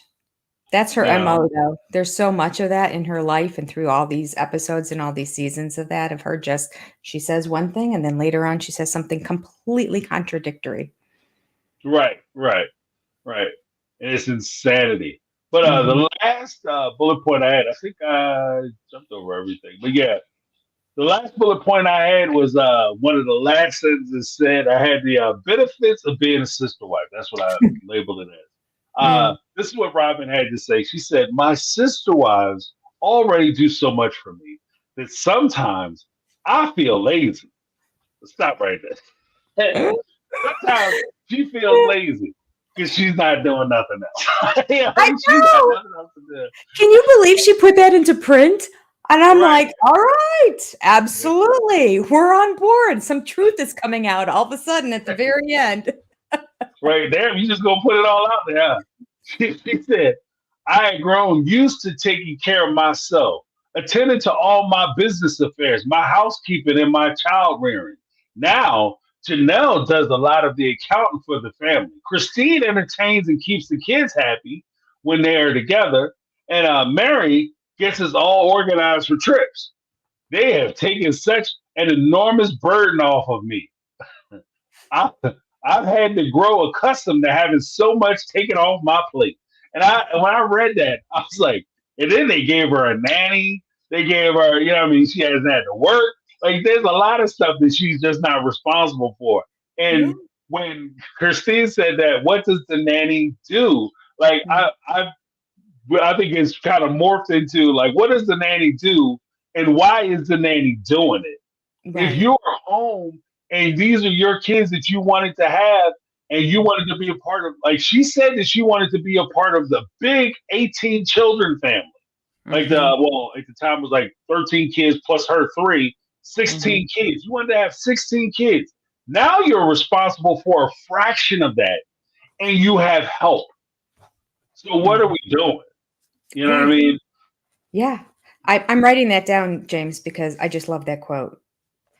What does the nanny do, and why is the nanny doing it? I just love it. It has to go together. That is fantastic. Yeah, she doesn't have anything to do. And when you read that too, I want to point out, she says, Christine entertains and keeps the kids happy when we are together. Christine does not entertain and keep her kids happy ever. She's not allowed to watch her kids. The nanny is going to watch her kids. But when we're all together as a family, I can sit down in a chair and just get my plate of food and relax, because Christine's going to be taking care of all the kids when we're all here together. I just thought, that's very interesting. But then I also wrote in the margin, you know what? What does she have to contribute? Like, I don't understand what her skill set is. She hasn't shown it yet in 18 seasons. Like, she kept saying, remember there was that one episode where she was so worried because they couldn't make the finances work and she wasn't working. She goes, I just hope they see my value here. And I'm like, what? Just show us. Like, I'm not seeing it. I don't understand. I mean, occasionally she takes some of the kids over, if somebody else is busy, but they all do that in times of need. Like, there's not a big contributing force of like, I'm the watch the kids person and I'm the finance, like I just thought, well, that's interesting. Maybe you join the family, everyone, those are the roles that everybody already had. Mary, the organizer, and Janelle, the financial person, Christine, the kid watcher and cook. there was no, she just kind of let it go. She didn't say like, I really tried to make a meal for everybody once a week, or I tried to offer that all the kids could come to my house. No, she had stipulations on who could come to her house and when. And my understanding is that most of the time they had to play in the backyard. They weren't even allowed in the house. But she doesn't fit into this framework, and nor does she seems very happy with it. She's like, you know what? Right. This one's doing this, this one's doing this, this one's doing this. I'll just sit back because this is wonderful. And thank you for taking up all of the work for me, but offers nothing. And after reading this, I just wrote in the margin, poor Christine, because we listened to her chapter about like, I'm doing this, I'm working at the school, I'm volunteering on the board, I'm doing, I'm cooking all the meals. And it's just like juggling all these balls to make it all work. And Robyn's like, oh, this is so great that everyone's taking everything off my plate. Right. Oh, Christine had to have no hair left by the end of this chapter. She pulled it all out. Well, because I think that there's a point too where it's like on two fronts. You had one with Christine. There's a difference between Christine having to work and establish her place versus Robyn getting to sit and ponder what she can contribute to establish her place. Yeah, I mean, there's a very subtle difference. It seems like the same thing, like on his face, at least when I first thought about it.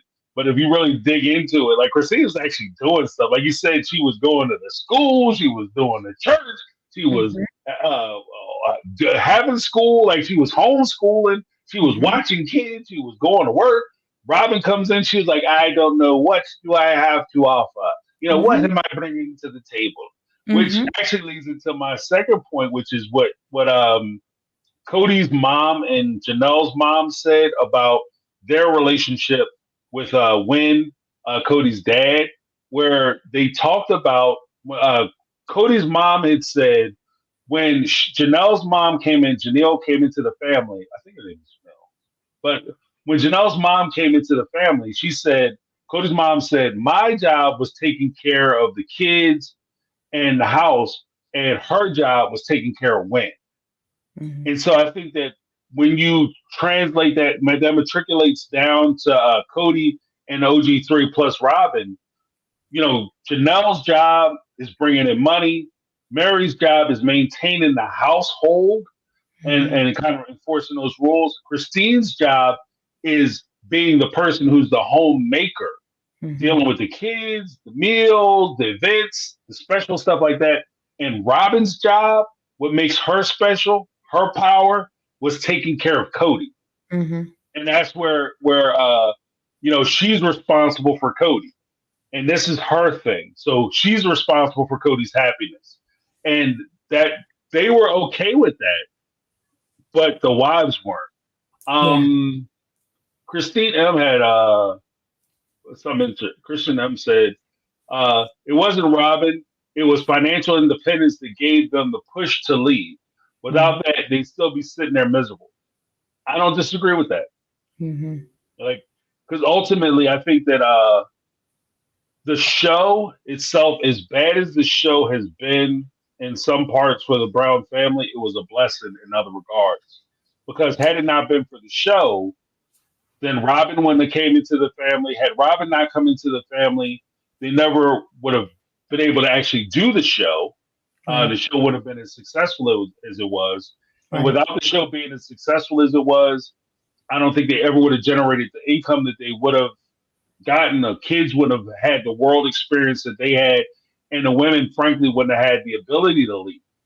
Because there is a huge financial burden or barrier for the women to actually be able to extricate themselves from these types of families that I think, we often talk about on our respective channels, that the women are trapped. Like, you know what I mean? Like it's jacked up, but that's part of the polygamy propaganda program where they make this seem like it's a viable thing, because if you join the sister wife thing and you can get your own house, and if you decide to leave, you can take your house and your property and you can start your life over because you choose to be in this relationship. But many of the women and people who get into, hell, the men too, you get involved with these polygamous relationships. Hell, when you going to leave when you got 20 kids, they'll kill you in child support. Mm-hmm. So you better stay. It's cheaper to keep them. So you better stay. So everybody is trapped, financially. Yeah. So I think that's there too. But did you have oh, okay. Did you have anything else that you wanted to talk about with regard to this insane chapter? In the same topic, the only thing I want to point out is when she talked about at Christmas time, she was sick at one point, and leading up to the holiday, she somehow neglected to buy stocking stuffers for her own kids, and didn't realize it until Christmas Eve. Mm-hmm. But the adults already had it covered, like they knew. Like she said, I was horrified, but my sister wives had it covered. I sat there in awe as they produced everything that they needed to fill my children's stockings. Like complete dependence on these wives. Right. The one thing she was told to do, because she had no other job there, was we all fill our own children's stockings. They have the exchange, but then each mom is responsible for their kids' stockings. And somehow she couldn't even pull that together, and blames it though. It's not her fault. She was sick. Right. She was sick. And therefore you can't think when you're sick or do anything, apparently. And so, but then they had it covered. And I'm like, I don't, you know what? That story, I think you think that that's a great thing. And you're trying to give them kudos. This looks really bad on you, Robyn. Like, have we not all been there when we're sick as dogs, but you drag yourself out of bed because you got 3 young ones at home that are depending on you and you have to get through. And that one still has to get to preschool and that one still has to get to dance, no matter if you feel like death warmed over or not. Like things still happen. Christmas still happens no matter how sick you are in most households. But she sat back so much that she didn't even get Christmas for her kids. It's crazy. Right. She could care less. Even with that, wouldn't one of the benefits of you having all these people in your life, like that's one of the benefits to having a sister wife. Not only are you not lonely, but you have 3 helpers. So if you know you aren't feeling well and you know they're going to the store, hey ladies, I know you're going to the store. I don't feel well. When you go, here's the money. Could you get my kids something to put in the stockings, please? Mm-hmm. And I'm sure they would have did it. Was jacked up. And it occurred to me as you were saying that, and again, this is dark side of the moon thinking. How messed up, because each of them, I'm sure they all had like a budget. So each one of them, say, gets $500 to buy their kids whatever they're going to buy. If Robyn went out and each one of the wives, they bought their kids their presents, and in part of their presents, they also used some of that money to buy their stocking stuffers. Robyn took that money and she bought all presents with her money, and it said, "Oh crap, guys, I don't have anything for fitting these stockings." There is a possibility, because unless these women intuitively purchased things to go in that stocking, I can see a universe in which the women started pulling presents out of their kids' stockings to put into Robyn, like donate from their kids' stockings to put into Robyn's kids' stockings so that you can fill it up so they have something to open or get on Christmas Day. Oh, you have an evil mind. Yeah, I know. I told you, it get dark. Sometimes it get dark, but dark. Yeah. I could see it. I mean, I could see it because, like, how did they automatically have it? It's Christmas Eve, nothing's open, but they magically had everything they needed to help her kids. So there goes Isabel's gift. There goes poor Peyton. Exactly, because I can see in universe, especially Christine, I can say, "Oh, that's fine." I mean, they gotta have something to open up. So I tell you what, my kids each have 5 things in each one of their stockings. So I'll just take 2 things out of each one of their stockings. That'll leave them with 4, and then your kids can get some things, and then they'll have at least. We'll work it out so everybody will be even.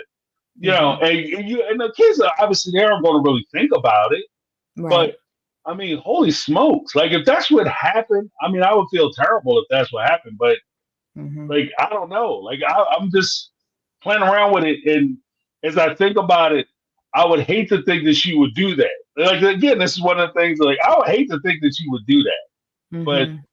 damn, like because if you didn't spend the money, what happened to the money? Like where did Mm-hmm. the money go? Because I know you guys all had because that's how they kind of pretended like Right. they were doing the families. They would divide the money up, and Right. each one would get an allotment, like the grocery money. You Mm-hmm. know, if we were Mm-hmm. having a party, each one of the households had a party. You have a monthly responsible thing where you're this month you're responsible for your groceries, Mm-hmm. and you're sick and you can't go to the store. So I buy groceries and I'm feeding you and your kids out of my Mm-hmm. groceries, which is my grocery money. What happened to your grocery money? Because you didn't spend it. So Mm-hmm. where'd it go? And No, and I'm it's a good point. And for her to point out yeah, that she didn't realize it until Christmas Eve, where could these extra presents have come from when right, nothing was open and available? And right, she didn't even say she was sick up till Christmas Eve. She just said she right, was right, sick, and then she forgot to get the presents because right. she was sick. And then it was Christmas Eve when she realized as they were stuffing the stockings, oh, I didn't get anything for my own kids. Ah, but then at the same time, she's missed so sensitive that my kids can't even have disagreements with other kids Right. without me getting involved. Like that Right. person, I don't see that person forgetting their kids on Christmas. I just don't. Like, and that's part of this thing. And not to mention, like, it always kind of is in the back of my mind when I'm dealing with Robyn's situation. Mm. The whole idea or allegation, I'm calling it an allegation, that she has a shopping addiction. So giving somebody with any type of addiction extra money is always a bad idea. Oh, You know that's what I mean? such a good point. You know. Such a good point because she was been according to David's relatives, his Mhm. family gave money to her to pay off all the bills when they found out, and Preston told them, like, we've got all this debt. She ran up all this debt. They gave him money, and then she took it and went and did And more. I'm spend like, that when you money. have Yep. that kind of an addiction that you'll take it from Right. your in-laws and not pay off the bills, like they're not gonna find out, and Right. then use it to go shopping. And then in this situation, like you said, if she was given $500, that was another pair of Tory Burch sandals that she could have Right. had at Right. that Right. point, or a new bag or something. Oh, totally, totally Yeah. can see that. That makes, I mean, it fits. Right, right, and that's the weird part about it is that I would hate to put that on her, but and even thinking about like Christmas time to a person who has a shopping addiction is like Mm, happy hour to an alcoholic. You know mm, what I mean? Like, there's mhm, no way if you have extra money and you're sitting there like, not only can I get the things that I want, but they're running 20% sales, clearance sales, buy BOGOs, buy one get mhm, ones. They running all kinds of different, and the lights are flashing. You know what I mean? Like, I don't know. Like, I don't know. I'm mhm. just saying. Like, it's You just know, it makes sense. It makes sense. It does. yeah, and it's so much of this. Like, what are your closing thoughts about this chapter? Like this whole thing as we kind of wrap it up. Well, let me read the very last sentence because Okay. I just wrote after it, this didn't age well. It says, while I plan, well, first of all, earlier in the paragraph, she says, I want it all. I'm Mm, very idealistic about love and marriage, and I want it all. And she goes on to say, while I plan never to leave the honeymoon phase of my marriage, I also imagine that I have these three women who will ultimately be my best friends forever. I just went, whew, talk about not aging yeah. well. That line. I Yeah. mean, I don't Yeah. even know if she's talking to Mary anymore. No, I don't think so. I don't think Yeah. so. Yeah. I don't think so. Yeah. So But it was just a perfect ending to this whole chapter because she's so out of touch throughout all of right, it. She's not understanding why people don't like her. She's not understanding why things she's doing is hurting people. She's like completely in her own world. She's not understanding why they don't want to take her right, emotional gifts into the family. She's trying to break what's going on with them already because they already have things established. So she's trying to like change things up. And then she ends it by saying, but I really expect I'm going to stay in the honeymoon phase forever. And these 3 women, they're going to be my besties. Right. No, these 2 things Well, do not go together. right. One of these things is not like the other. Mm-hmm. That's right. There's a point too where you said like the honeymoon phase. I will always be in a honeymoon phase with Cody. That kind of supports the idea that she's there to take care. In her mind, she's there to take care of Cody, and Yeah. that directly flies or is contradictory to the thoughts and wishes and the understanding of the other women who thought that they were equal players as far as Cody's attention. So if you're there to strictly take care of Cody, then where does that leave? You know, if you're Janelle, Christine, or Mary, where does that leave you? Like, I'm not just here to pay the bills. Like, you know what I mean? Like, especially for like a Janelle or Christine, I'm not just here to watch your kids and cook your meals or go to work and bring you back money so that you can enjoy your girlfriend. Like, you know what I mean? Like, so I get that, and that's insanity to me. But when I read through this chapter, like my thoughts on this chapter was, it's the illusion of delusion.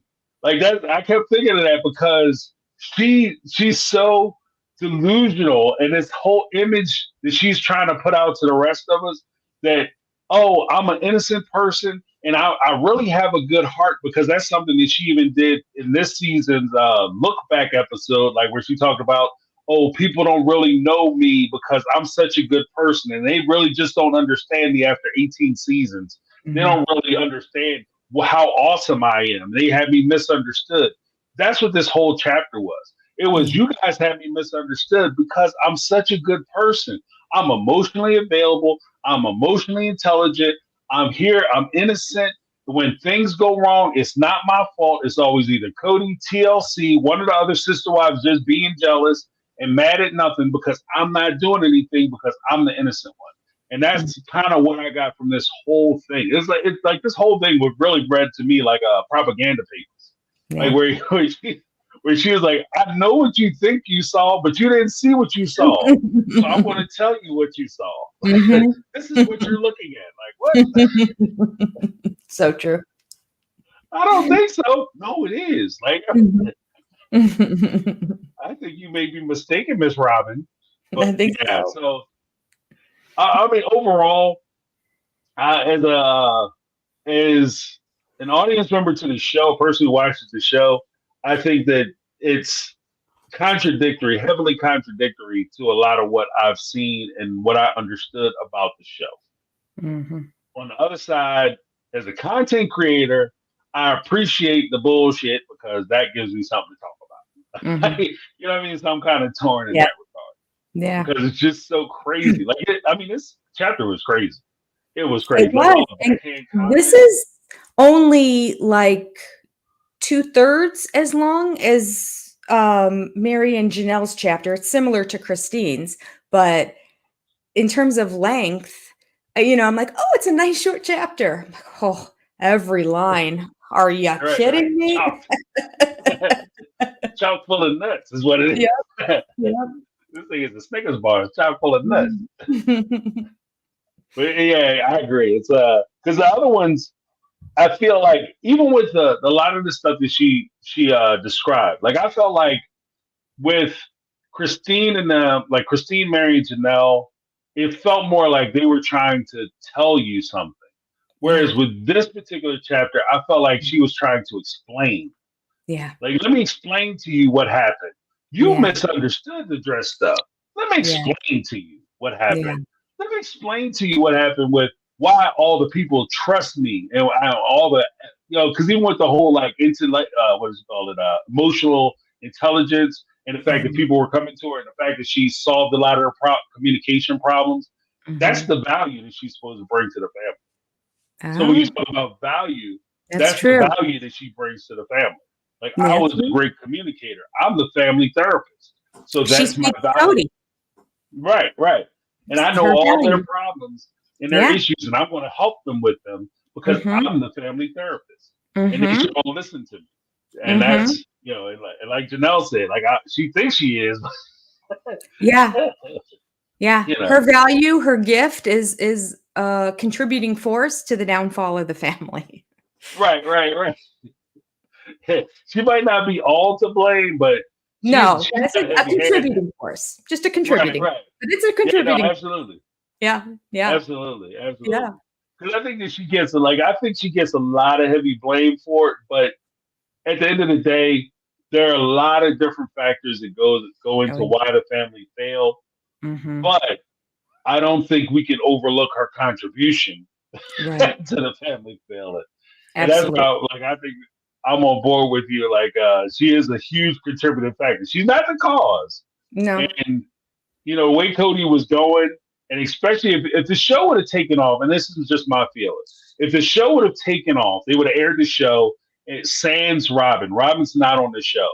Mm-hmm. And the show would have taken off, then Cody would have found somebody else to spend his time and attention on. Like, I don't think that the OG3 represented to Cody the man that he was. Robyn represents to Cody the man that he wants to be. And you Mm-hmm. can't contribute, like, you can't compete with a dream. Mm-hmm. And Robyn represents Cody's dream of who he wants to be. He wants to be the guy who's with the pretty young wife who's paying all her bills, and he gets to be the macho man taking care of Mm-hmm. business. He couldn't be that thing for the OG3. He can't. He just can't be. He's the fun guy.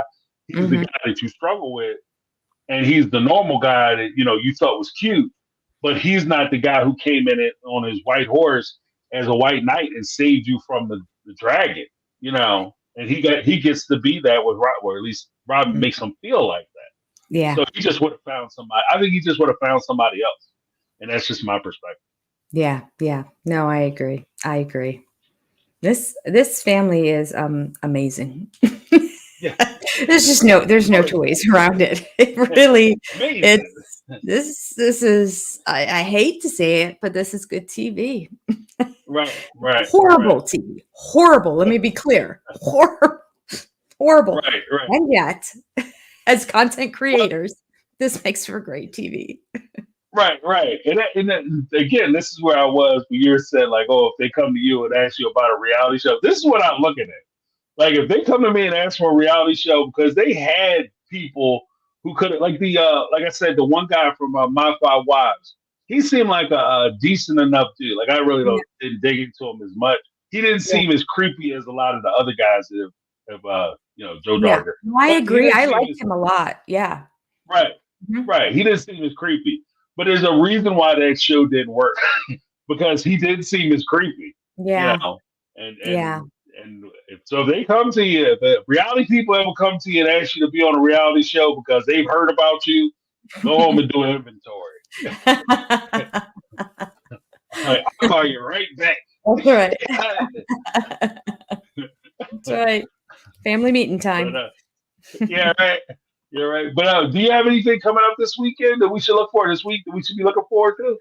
I have 3 things I'm working on. I'm working on Okay. part 2, where I had a sit down with my son and try to explain Sister Wives to him. And it just kind of came about because I was going to do sort of a general Sister Wives for people who haven't seen Sister Wives at all, but because it's so much in the news, if they wanted to jump in, let me kind of give you the history. But I sat Right. him down next to me and I just told him. So there's a lot of him just going, Okay. huh? What the hell? What? But it's cute. It's cute. So I did part 1, but I recorded the whole thing at one sitting. So that'll be coming out soon. And then I have 2 other ones that are sort of beginning. I've recorded my part of it, but there's going to be a decent amount of editing involved in those. So I don't know which one of the 3. They're a little bit shorter, so that might actually come out sooner. I'm not sure, but Right. things will come out this week. And then, of course, Thursday night we have our live of reading this book too. We're a few chapters ahead. I want to say very close to near the end. I think chapter 14, Janelle. So there's only 2 more chapters after this, and then Cody's, final words, of course. The epilogue. Yeah, looking forward to that. Of my own world. I have the greatness. Yeah. What about you, James? What do you got going on? I think I have the Sister Lives tomorrow with Amanda and Sarah, and then that's tomorrow at 7. at Eastern Standard Time. And then I will be releasing a video this week. I've been working on it. This one is about the unsung heroism of Christine, where I talk about her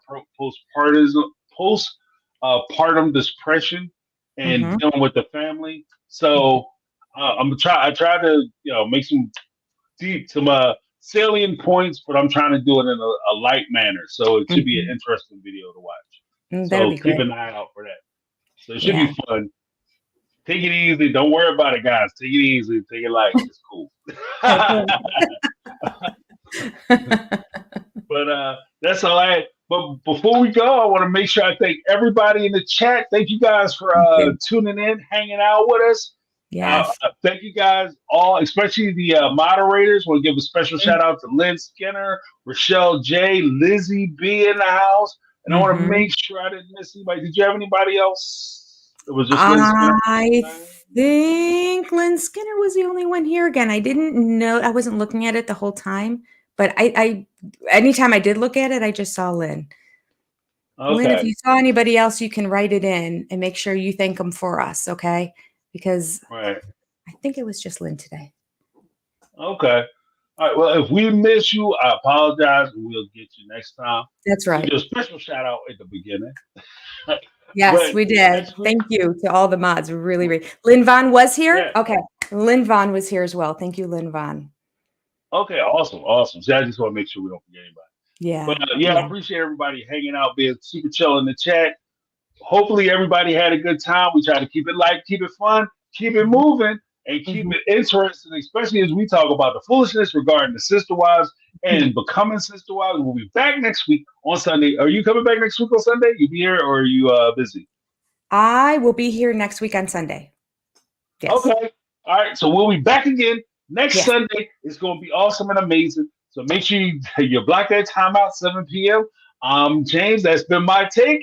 I'm James. And I'm Jenny. I thought you were going to say my take on reality. We're going to get it right by the last chapter. There you go. You'll be like, last one. I'm trying to get, but I'm James. That's my take. I'm Jenny from Senior Perspective.